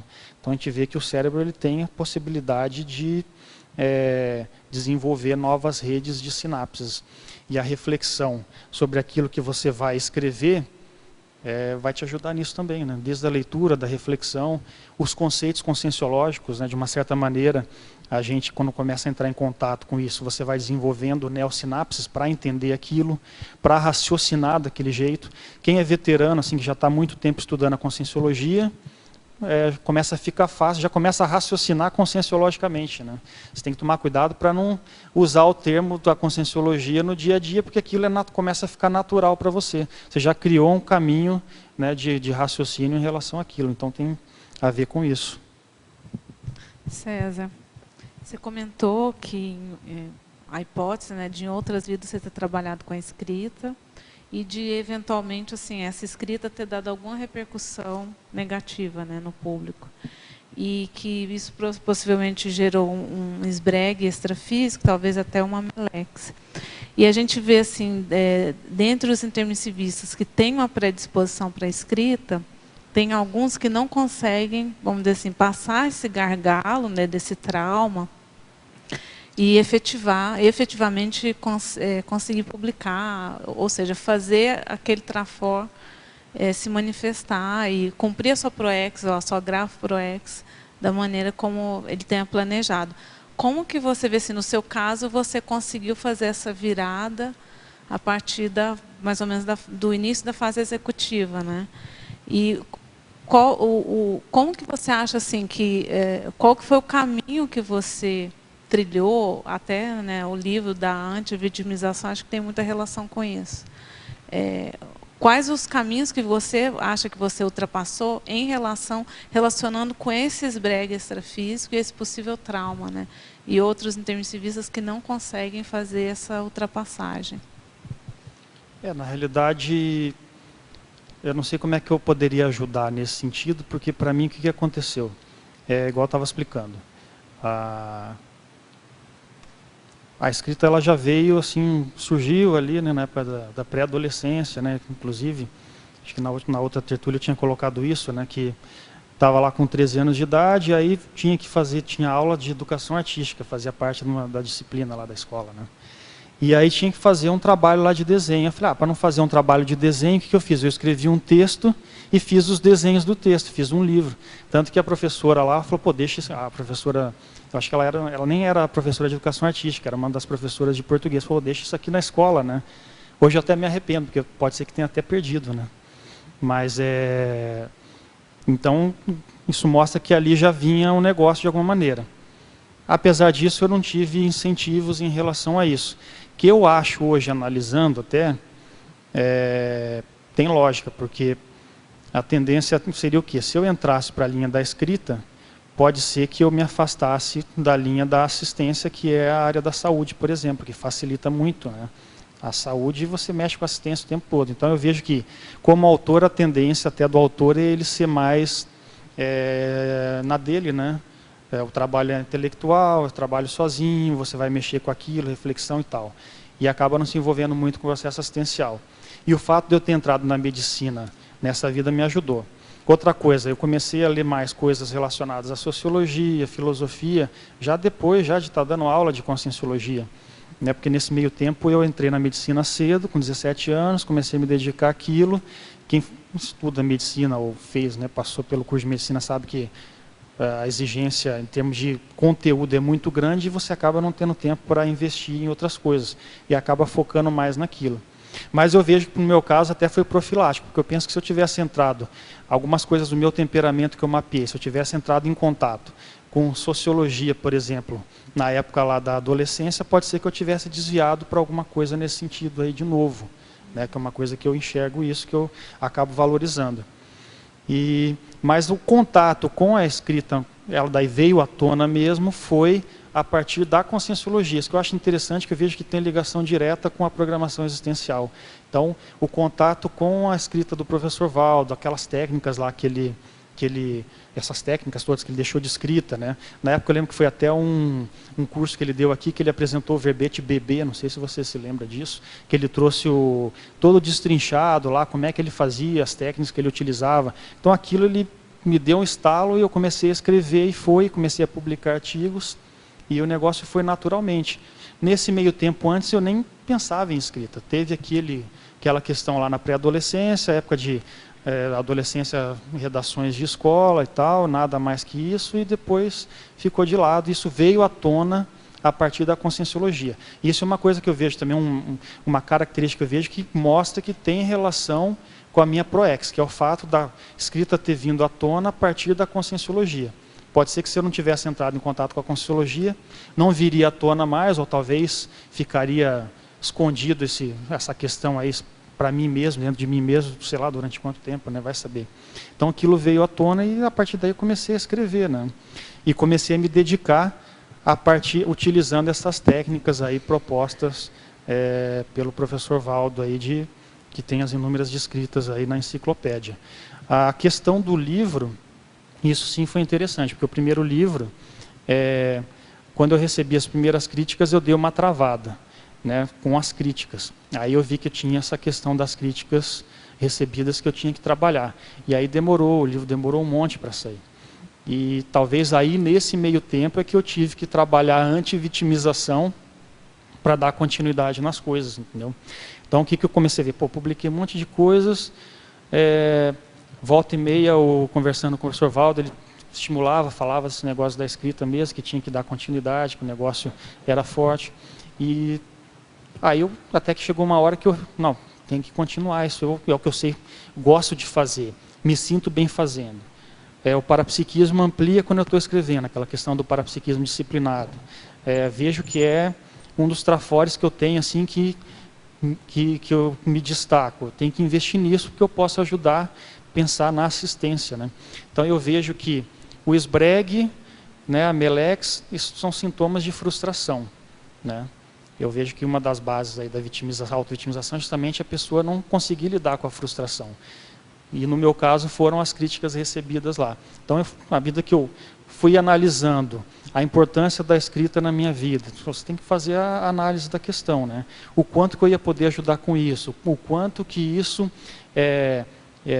poderia estar ajudando a conscienciologia, eu colocando as coisas no papel, né? Colocando as minhas ideias, né? Uma parte aí dentro da Max Proex grupal, né? Essa parte da escrita de eu estar fazendo isso. E a assistência que isso estaria fazendo, que eu acho que uma das bases, né, dentre das bases aí da antivitimização, tem justamente você pensar na Proex e pensar na assistência que você pode fazer ou até precisa fazer, né? Eu acho que isso que me levou a esse estímulo de aí retomar, mandar o livro para frente, aí o livro saiu e depois ir para a Unescom, né, e aí continuar escrevendo, investindo, ter mais esse livro, aí já ter esse outro em coautoria aí que está para sair e dar continuidade nas coisas. Mas eu vejo que talvez a base aí seja a pessoa tentar escarafunchar mais, aí, entrar mais no que está. Pode ser a base dessa frustração ou para-frustração, ou uma frustração aí do passado, né? E está aprofundando nisso, né? Tanto analisando aspectos da vida pessoal, fazendo uma análise aí do trafor dela dentro da escrita, né, da responsabilidade, da autorresponsabilidade em relação à escrita, do papel da escrita na interassistencialidade. É uma questão de aprofundamento, talvez que esteja faltando aí, né? De repente a pessoa travou e não quer nem mexer no negócio, né? Então eu vejo que veio à tona dessa maneira, deu uma travada lá no primeiro livro, mas depois o negócio foi para frente a partir desse trabalho. Se me permite, complementando aqui o César, eu faço um paralelo direto, porque é uma forma de manifestação em relação à dificuldade de que muita gente relata de identificar a sua Proex pessoal. Então a gente trabalha muito com isso dentro da Apex, né? A gente lida muito com pessoas que têm dificuldade. Então, de cara, o que eu avalio hoje, a pessoa que chegou até a Conscienciologia, ela só não identifica a linha básica de Proex dela se ela não quiser. Devido à fartura que se tem hoje de recursos, conhecimentos, informações alternativas para que ela chegue na linha básica da sua programação existencial. Não estou falando assim detalhe, a precisão que isso vem com o tempo. Mas o essencial ela tem como identificar. E muitas vezes as pessoas ficam travadas. E o mesmo se dá com o livro. Tanto num caso quanto no outro, eu acho que até é uma coisa que ele não teve isso, justamente por isso que superou bem, dentro da minha avaliação, né, é a questão do egoísmo. Tá? A minha hipótese que eu vejo falando de Proex, e aí a gente pode transferir para esse caso das pessoas que ficam travadas, que já identificaram o que tem a ver com a escrita. Que ainda a pessoa está pensando nela. Então, veja, ele foi para a medicina. A medicina, inevitavelmente, mesmo ele não querendo, se ele vai exercer a medicina, não tem jeito, ele vai fazer assistência. Então, a profissão dele, a escolha dele já teve relação direta com isso. Já saí do processo do egoísmo. E você vai ver que, normalmente, essas pessoas ainda estão muito com foco nela. Eu não consigo, eu não sei o quê, eu. Quando a pessoa começa a pensar no assistido, aí a coisa muda de figura. Então, no paralelo que a gente faz na questão da proexologia, o grande paradoxo para a pessoa se encontrar, ela tem que sair de si. Esse sair de si é justamente olhar o outro, olhar o assistido. Então, quando ela olha para o outro, qual é o que ela pode ajudar, ela começa a se encontrar, ela começa a identificar a sua proex. A mesma coisa se dá o autor. Enquanto ele ainda está travado nele, ele não está pensando, poxa, mas e a informação que eu estou deixando de passar? E o conhecimento que eu estou deixando de compartilhar? E aquilo que as pessoas precisam? Se ele pensasse nisso, com certeza essa questão do travamento, na mesma hora, iria destravar. Eu penso que é por aí também. Eu queria só fazer mais uma pergunta com relação a um artigo que você publicou na Scriptor sobre para-iluminismo. Eu achei o máximo. Queria que você falasse um pouquinho. Na verdade, para-iluminismologia é um verbete do DAC, né, do professor Valdo Vieira. E o artigo ele é liderança, tem até aqui nas referências aqui. Liderança intelectual interassistencial, que tem a ver com isso que a gente está falando, né? Então, seria a pessoa que se identifica com relação à escrita. Ela vê que ela tem um antecedente na escrita aí, holobiográfico, né, o seriexológico. E, de repente, ela está fora disso, né?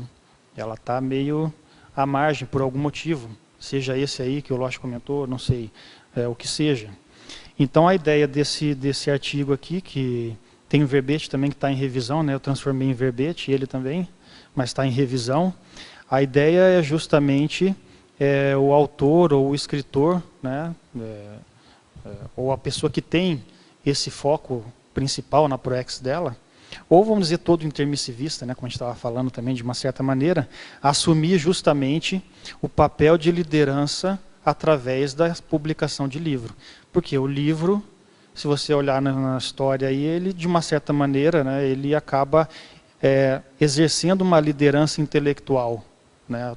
O autor ele acaba exercendo uma liderança intelectual, né, através daquilo que ele escreve. Acaba influenciando, né, em diversas áreas, né? Seja na área política, administrativa, o que for, né? As pesquisas que a pessoa faz e o que ela escreve e deixa escrito, isso acaba influenciando muita coisa, talvez não naquele momento, às vezes mais à frente, né? E no caso aqui específico, a liderança intelectual interassistencial, porque é justamente esse foco da escrita, da grafofilia interassistencial, quer dizer, o gosto pela escrita, mas com foco na interassistência, na assistência, na ajuda, né, que você vai fazer através da escrita e na escrita conscienciológica. Então, vamos dizer que aquele artigo é como se fosse um chamado aos intermissivistas que tem relação com a escrita para acordar para a vida e começar a botar as coisas no papel, né? A ideia é mais ou menos essa. Vamos lá, Jack. Página 11, em antagonismologia. Você pode explicar o antagonismo bagulho pensênico neoverpon? O bagulho pensênico é justamente o quê? Então a pessoa está lá na rotina dela e ela fica boa parte do tempo pensando em coisas inúteis, pensando, sei lá, mal dos outros, com monoideísmo, com ideia fixa, com sentimentos negativos, com raiva de alguém, com mágoas, né, e etc, etc, etc. Como é que a pessoa ela vai ter um processo de inspiração para ter neo-ideias, para neo-verpons, se no holopensene dela está cheio de bagulho pensênico, né? Ou seja, ela passa uma parte do tempo, ou boa parte do tempo, pensenizando de maneira negativa, né? Ou nesse sentido, né? Que esses exemplos aí que eu estava dando. Então, por isso que eu botei como um antagonismo. Eu vejo que a pessoa que tem como hábito pensenizar, ou ter bagulhos pensênicos, né? Ou pensenizar desse tipo de, nessa linha, né? Mantendo mágoas, mantendo ressentimentos, mantendo raiva, monoideísmos, ideias fixas, etc. Isso vai interferir no processo criativo. Como é que você vai criar, ou você vai desenvolver uma neo-verpon, né? Uma nova verdade relativa de ponta, com esse padrão. Então, uma coisa acaba sendo incompatível com a outra. César, queria ver aqui na página 11 um paralelo entre o antagonismo escrita egocêntrica escrita tarística, e o paradoxo de a escrita conscienciológica assistir primeiro ao próprio escritor. Isso aqui, o antagonismo escrita egocêntrica e escrita tarística, ela tem a ver justamente com o histórico do escritor, né? Se você pegar, assim, por exemplo, o escritor que escreve literatura, é o escritor que escreve pensando em reconhecimento, né? Não vamos dar um exemplo específico, né? Porque de repente tem autor de literatura que ele quer assistir alguém, né? Mas vamos dizer que você queira escrever porque você está esperando reconhecimento. A escrita tarística, justamente por ela ser, como a gente estava dizendo no começo, soco na cara, fratura exposta, se você ficar esperando reconhecimento, eu agora nas últimas semanas aí tive vários refluxos, né, várias repercussões aí de contrafluxos em relacionamentos, né, pessoas à minha volta, que eu vejo assim, analisando o conteúdo, né, junto com a Stephanie, que o negócio tinha total relação com o livro Antivitimização, né, aquela coisa assim impressionante, assim, né, você vê que o negócio tinha consciex, né, ali, que o negócio está mexendo, né, extrafisicamente, né, então incomoda, a escrita tarística ela incomoda. O negócio nem foi lançado, aí nem estava na gráfica ainda e eu já estava tendo repercussão e vai analisar o conteúdo da vivência. Pô, mas isso aqui também tem a ver com antivitimização, com autovitimização, né? O que está ocorrendo aqui em volta. Então você vê que a escrita tarística ela incomoda intra e extrafisicamente. Então se a pessoa querer escrever pensando em reconhecimento, ela não vai conseguir fazer um trabalho de tarefa do esclarecimento, mesmo que seja através da escrita, de uma maneira qualificada. Então ela vai ficar sempre cheia de dedos, com medo de colocar certas coisas, né? Querendo amaciar muitas vezes, pendendo mais para consolação talvez, né? Fazer uma coisa mais autoajuda, não sei, né? Mas ela vai ter medo, porque justamente pode ser até que tenha gente que vai acessar, porque você está escrevendo atalhos, mas se aquilo acessa o leitor, ele vai ficar grato, com certeza. Mas se você ficar esperando a gratidão, a tendência é você se frustrar, né? Então a pessoa vai acabar se frustrando. Então o ideal é o quê? Você fazer a escrita tarística, a escrita conscienciológica, sem, como já diz o conceito de tares, sem esperar nada em troca, né? E quando a escrita ela é egocêntrica, a pessoa está justamente pensando ao contrário. Então a tendência é ela não aprofundar na argumentação, não, ficar muito cheio de dedos, ter medo de expor certas coisas, né? Às vezes ter medo de se expor ali no conteúdo também, mesmo que não seja em forma de relato, né? Mas às vezes a pessoa vai ficar com medo disso, com medo dessas repercussões intra e extrafísicas que podem acontecer ao redor. E a escrita conscienciológica e a escrita tarística, justamente por mexer com multidimensionalidade, mexer com multiexistencialidade, a gente está falando aqui bastante coisa, né? Mexer com interassistência, com esclarecimento, ela acaba... Não adianta a pessoa querer ser ingênua, achar tal, não, você vai ter que... Por isso que eu falo que você acaba desenvolvendo o parapsiquismo com a escrita conscienciológica, porque você vai ter que melhorar sua capacidade de convivência para lidar com essas repercussões, de percepção energética, de sinalética, de domínio energético, para lidar, né, com essas coisas que podem vir a acontecer e conseguir se sustentar e manter aquilo que você está querendo mostrar e que está querendo bancar como uma tarefa do esclarecimento. Desculpa, porque eu vi a questão do paradoxo, porque eu estava vendo a escrita egocêntrica, pelo menos como eu vejo, né, era para talvez deixar claro, que é diferente do paradoxo da gente ser o primeiro assistido. Isso não é egocentrismo. Não. Né? E a escrita conscienciológica, apesar de você estar pensando em você e falando das suas reciclagens, não é uma coisa egocêntrica. Não, porque na realidade você é o primeiro assistido, por quê? Porque quando você começa a refletir, ou pegar livros, fazer uma leitura crítica porque aquilo te interessou, está dentro de algo que te interessa. O primeiro a renovar e a reciclar vai ser o próprio escritor, o próprio autor. Então, por isso que é um paradoxo, porque como a escrita tarística, né, conscienciológica, ela tem esse foco interassistencial, porém, no primeiro momento, você, como autor, como escritor e como pesquisador da conscienciologia. Então, se você é pesquisador da conscienciologia, você é um auto-pesquisador, antes de mais nada, você vai ser o primeiro assistido, porque você vai estar lendo, refletindo, fazendo anotações sobre você mesmo no meio daquilo tudo que você está observando e pesquisando.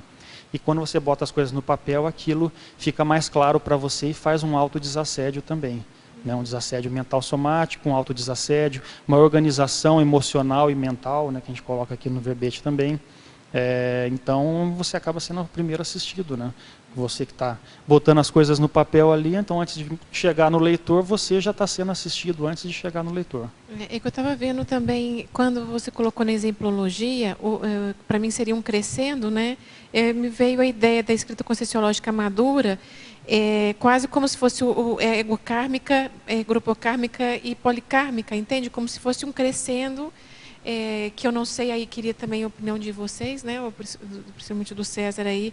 Como você já escreveu alguns livros, se você vê esse crescendo em termos de escrita para você e você chegar a essa escrita policármica, como você já tem alguns livros, né? Não sei se... Eu não pensei na exemplologia nesse sentido, nessa analogia, né? Mas isso é uma coisa que eu tenho dúvida, até que ponto que... Porque assim, o livro está lá na África, não, estou atingindo o polikarma, né? Mas vai saber se não é meu grupo karma que está lendo lá. Uhum. Eu não tenho condições de afirmar que eu estou atingindo a policarmalidade, né?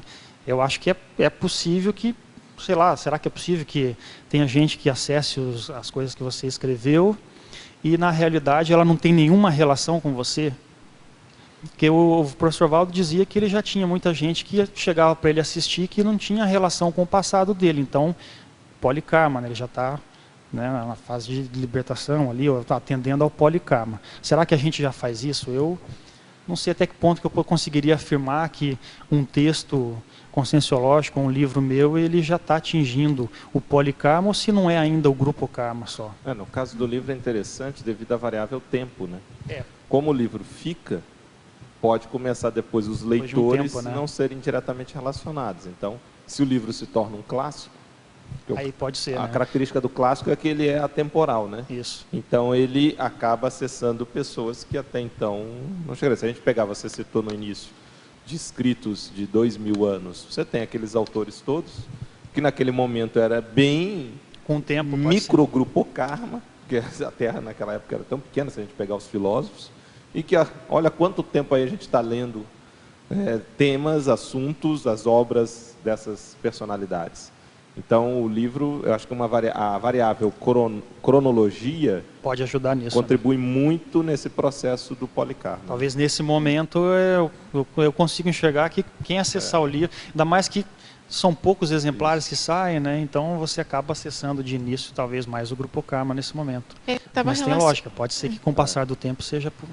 eu estava relacionando mais com a questão da maturidade consciencial, entende? Porque a partir do momento que você faz suas mini reciclagens íntimas, você consegue atingir um público. Quanto mais reciclagem você faz, quer dizer, chegando no extremo, né, do serenão, quanto que ele faria assistência em termos de escrita e o que um pré-serenão faz, entende? É esse crescendo que me veio à cabeça quando...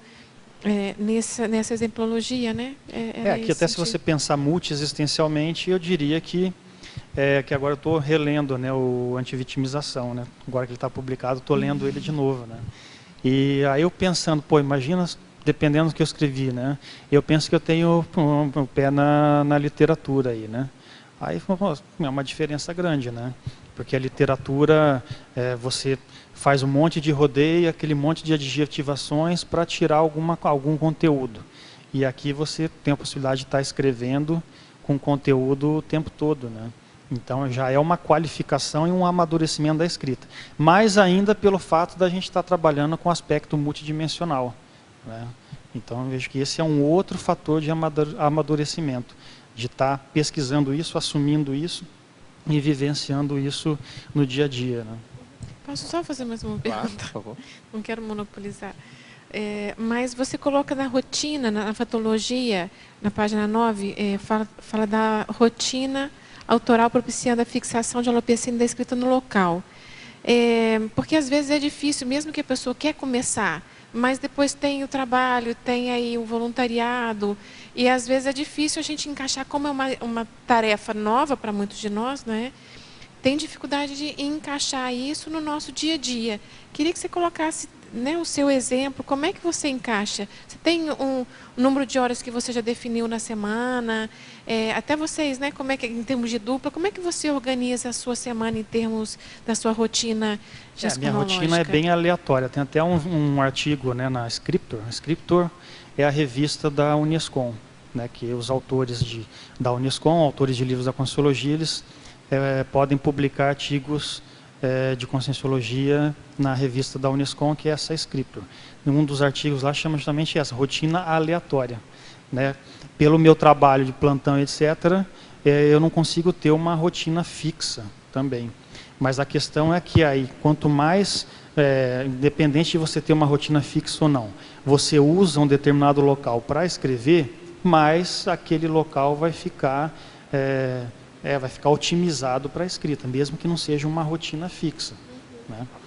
Geralmente eu tenho a segunda e a sexta são dias que eu consigo realmente escrever, e nos outros dias aí vai conforme a possibilidade. Né? E outra coisa que tem uma das técnicas, que no caso do homem é mais fácil, né, que você andar com a caderneta ou papel no bolso e caneta, e a mulher também pode fazer isso dentro da sua bolsa, e você está atento às coisas que vão acontecendo ao seu redor e anotando. Né? Pode ser que naquele dia você anotou uma frase só, mas você anotou alguma coisa. Né? Agora, com relação ao local, eu penso que quanto mais você escreve naquele local, independente de ter uma rotina fixa. Eu penso que um dia eu quero organizar minha vida de um modo que eu também tenha uma rotina fixa, assim, útil em relação à escrita dentro do meu dia a dia. Hoje eu não consigo isso ainda, então a minha rotina é aleatória. Né? Mas mesmo assim, quanto mais você escreve num determinado local, mais aquele local fica otimizado para você escrever. Eu queria só comentar uma coisa que é uma coisa que eu aprendi com ele, para gente que não consegue ter uma rotina muito fixa, que é uma coisa que ele faz, que assim, o tempo todo está pensando em escrita, sabe? Então você está no seu dia a dia, você está vivenciando as coisas, mas você está pensando que você pode transformar aquilo em escrita e registrar. Por isso essa questão de estar com o caderninho e anotando as coisas, porque às vezes você vem uma super ideia, você está ali almoçando, você está ali no seu trabalho com seus colegas, vem aquela ideia de uma situação que você viu e você anota. Às vezes você não vai conseguir, lógico, destrinchar aquilo ali naquela hora, mas depois você vai parar, vai pensar, não vai perder a ideia. Porque, por exemplo, teve verbete dele que ele começou a fazer no Paraguai, isso é uma coisa totalmente atípica, né? A pessoa está no Paraguai, vem a ideia, começa a pensar e começa a esboçar a ideia. Outra coisa, o próprio antivitimização. Os capítulos, né? Comenta você, foi no acoplamentário, né? Que veio a ideia, ele já estava pensando. Já estava pensando no assunto do livro. Foi no início de 2014, eu acho, né? Curiosamente, era o acoplamentário da Consecutivos lá. E aí, exatamente, não, da Consecutivos, né? E começou a vir as ideias todas, eu fui escrevendo, escrevi durante o complementar, eu escrevi várias páginas, assim, destrinchando já o índice, mecanismos de funcionamento, dentro da autovitimização, etc. E foram vindo várias ideias que eu fui esboçando ali já, né? Então, você aproveitar o momento que está vindo a inspiração, estava ali tranquilo, no meio do debate, né? Estava quieto na minha, começou a vir ideia, falei, vou anotar. Então, essa questão dessa atenção, ela é importante mesmo. Aí você faz o momento ali para a escrita. Mas do local, eu penso que quanto mais você escreve naquele local, mais isso vai acontecer. Né? Vamos lá, temos a questão lá em cima. Alô? Aqui na conformática, na proverbiologia, você traz o provérbio aqui no final, não sei se já comentaram, aqui, proverbiologia? Não. Não? É perdida a palavra que não é escrita. É verdade que a palavra é viva voz e que o escrito é voz morta, mas que o escrito vive muito mais e o que é dito nem tanto. Assim, relacionado à questão que você traz, essa outra frase aqui na coloquiologia, a escrita reciclogênica do tipo soco na cara e fratura exposta, relacionado à impactoterapia destrutiva cosmoética. Esse é o holopensene da sua grafo... A ideia da escrita conscienciológica, ela deve partir por isso também, né? De você ajudar o leitor a desconstruir uma irracionalidade que ele tem para poder construir isso de uma maneira nova e melhor e mais cosmoética e reciclada, né? A ideia é justamente essa, né?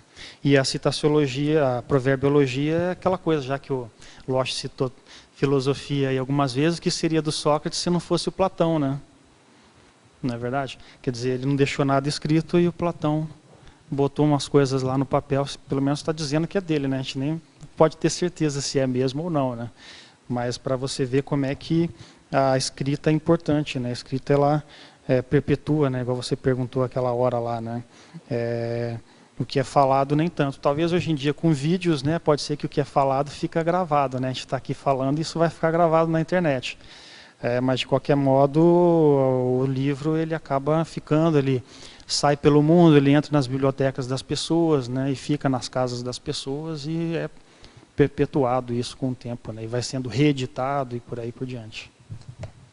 Perfeito. Vai saber a relação entre os dois, né? É interessante para se pensar, né? Eu digo Platão e Sócrates. Aqui um teletertuliana de Conceição dos Ouros, Minas Gerais. Professor César, poderia comentar sobre a frase enfática? A frase enfática, a ideia é mais ou menos essa. Até pensando em verdade relativa de ponta, como foi colocado, né?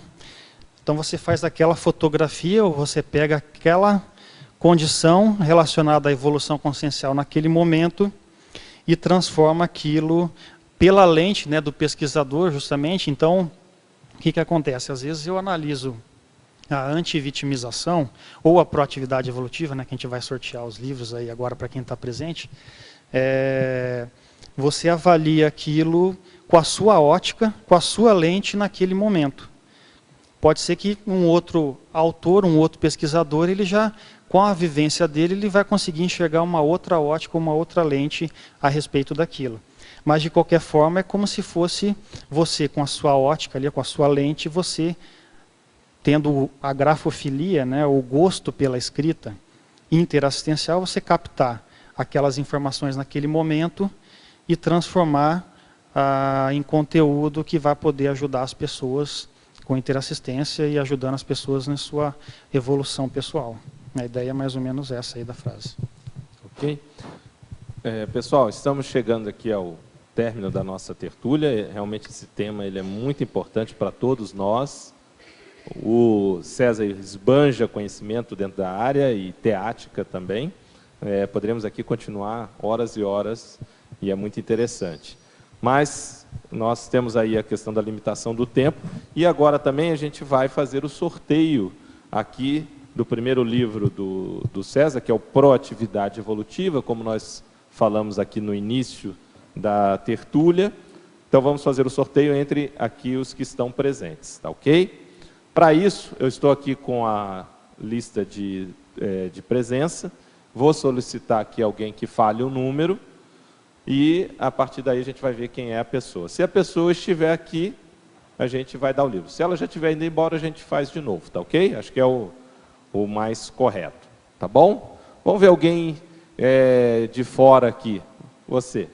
Fala um número aí pra gente. Espera aí, fala no microfone, por favor, para ninguém depois falar assim, falaram uma coisa e ele botou outro número. Tá? De 1 a 29 aqui. De 1 a 29? Tá, 15. 15. Giovânia Leme, é isso? Giovânia? Então, Giovânia, você ganhou o primeiro. Está aqui com você, né, César? Então, Giovânia tirou o primeiro. Lembrando, então, que é o livro Proatividade Evolutiva. Ok? E agora vamos ao segundo. Vamos lá. Fale aí de 1 a 29, menos o 15, por favor. Luciano. Fala no microfone aí para... Oi. Então vai número 8. 8. Número 8, nós temos Felipe Oliveira. Está aí, Felipe Oliveira? Felipe Oliveira. Então, também ganhando exemplar do Proatividade Evolutiva. Pessoal, então, estamos chegando aqui ao nosso final. Queria primeiramente agradecer mais uma vez ao César pela apresentação do verbete, aguardar aí as centenas de outros verbetes e livros também, não é? Quero agradecer também aqui a presença dos tertulianos, agradecer também aos teletertulianos que nos assistiram e que mandaram perguntas, agradecer aqui a equipe da Enciclosapiens que esteve aqui dando o suporte, agradecer a equipe do suporte técnico também e, obviamente, aos amparadores. Muito obrigado, vamos às nossas divulgações e até uma próxima oportunidade. No caso, amanhã estarei aqui com vocês também. Muito obrigado. Obrigado. As pontuações da tertúlia de hoje são 29 assinaturas no livro de presença, 16 perguntas presenciais e 8 perguntas respondidas online. Hoje teremos 2 recados, a Keiko com o programa Verbetografia e o Amin Nascani com a Escola do Parapsiquismo e o curso Mapeamento da Sinalética Parapsíquica. Boa tarde. A Enciclosapiens, a instituição responsável pela produção dos verbetes para as tertúlias diárias, em parceria com o CAEC, convida você, tertuliano e teletertuliano, interessado em participar da Enciclopédia da Conscienciologia, escrevendo o seu verbete, a fazer o programa Verbetografia no formato EAD, totalmente à distância. A próxima turma inicia-se no dia 25 de fevereiro e vai até dia 19 de maio, cerca de 3 meses de curso. São 12 módulos semanais, né? E as aulas ocorrem todas as quintas-feiras à noite, das 19h30 às 21h30. Este curso oferece aulas gravadas na plataforma Moodle, que poderão ser baixadas e assistidas várias vezes, e também aulas online, então, no caso, quintas-feiras à noite, para acompanhar a sua produção verbetográfica semanal e tirar as dúvidas. Façam as inscrições para começar a receber já as aulas, para você poder conseguir definir o seu título. E começar o curso já com o título definido, otimizando o aproveitamento desse curso. Lembrando que não há necessidade de ter o título já aprovado para começar o curso. Então, a inscrição é na recepção do CAEC, por telefone 45 35 25 2652 ou pelo e-mail caec@caec.org. E para o envio dos títulos, o e-mail é títulos, no plural, sem acento, @enciclosapiens, com Y e 2 S, enciclosapiens.org. Então, aguardamos vocês. Obrigada. Boa tarde. O nosso convite é para a Escola de Parapsiquismo. Nós vamos ter a 5ª turma, que vai ter início em julho de 2016. Esse formato da escola ele é formado de 3 módulos. Cada módulo tem a duração de 5 dias, totalizando 15 dias. E os módulos acontecem em julho de 2016, depois em janeiro e julho de 2017, totalizando 1 ano. Então, o início do módulo 1 vai ser 18 de julho. E esses módulos, eles são mais práticos, eles têm teoria, mas menos teoria do que prática. Se usa uma metodologia inovadora, uma metodologia ativa, que é baseada no desenvolvimento de competências. É um conceito da pedagogia que foi adaptado para o parapsiquismo, então se desenvolve competências parapsíquicas. E também se usa uma aprendizagem progressiva, ou seja, se começa com competências iniciais, mais básicas, passando por competências intermediárias até chegar nas mais avançadas. Então, só para citar alguns exemplos de competências que são desenvolvidas: atenção dividida, parapsiquismo impressivo, clarividência, telepatia, acoplamento, assim, desassim, e lá para o final, o pré-epicentrismo e a semi-possessão benigna. São trabalhadas ao todo cerca de 22 competências parapsíquicas durante esse ano. E entre os módulos, há uma série de atividades, por exemplo, as maratonas, onde os alunos se mantêm conectados, né, com o holopensene do desenvolvimento parapsíquico.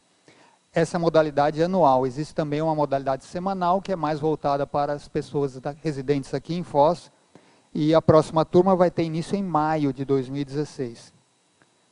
Então, quem quiser informações é só contatar a recepção do CAEC, o telefone 45 3525 2652. Um outro curso que nós vamos ter no CAEC é o mapeamento da sinalética energética parapsíquica. Esse curso vai acontecer de 19 a 21 de fevereiro, agora de 2016, e é um curso baseado no livro Mapeamento da Sinalética Energética Parapsíquica, da professora Sandra Tornieri. Então, o curso ele vai trabalhar essa questão da sinalética, são empregados recursos metodológicos como aulas expositivas, debates, oficinas, dinâmicas de grupo e exercícios energéticos. Então, quem tiver interesse é só procurar a recepção também do CAEC, o mesmo telefone 45 3525 2652. Obrigado a todos.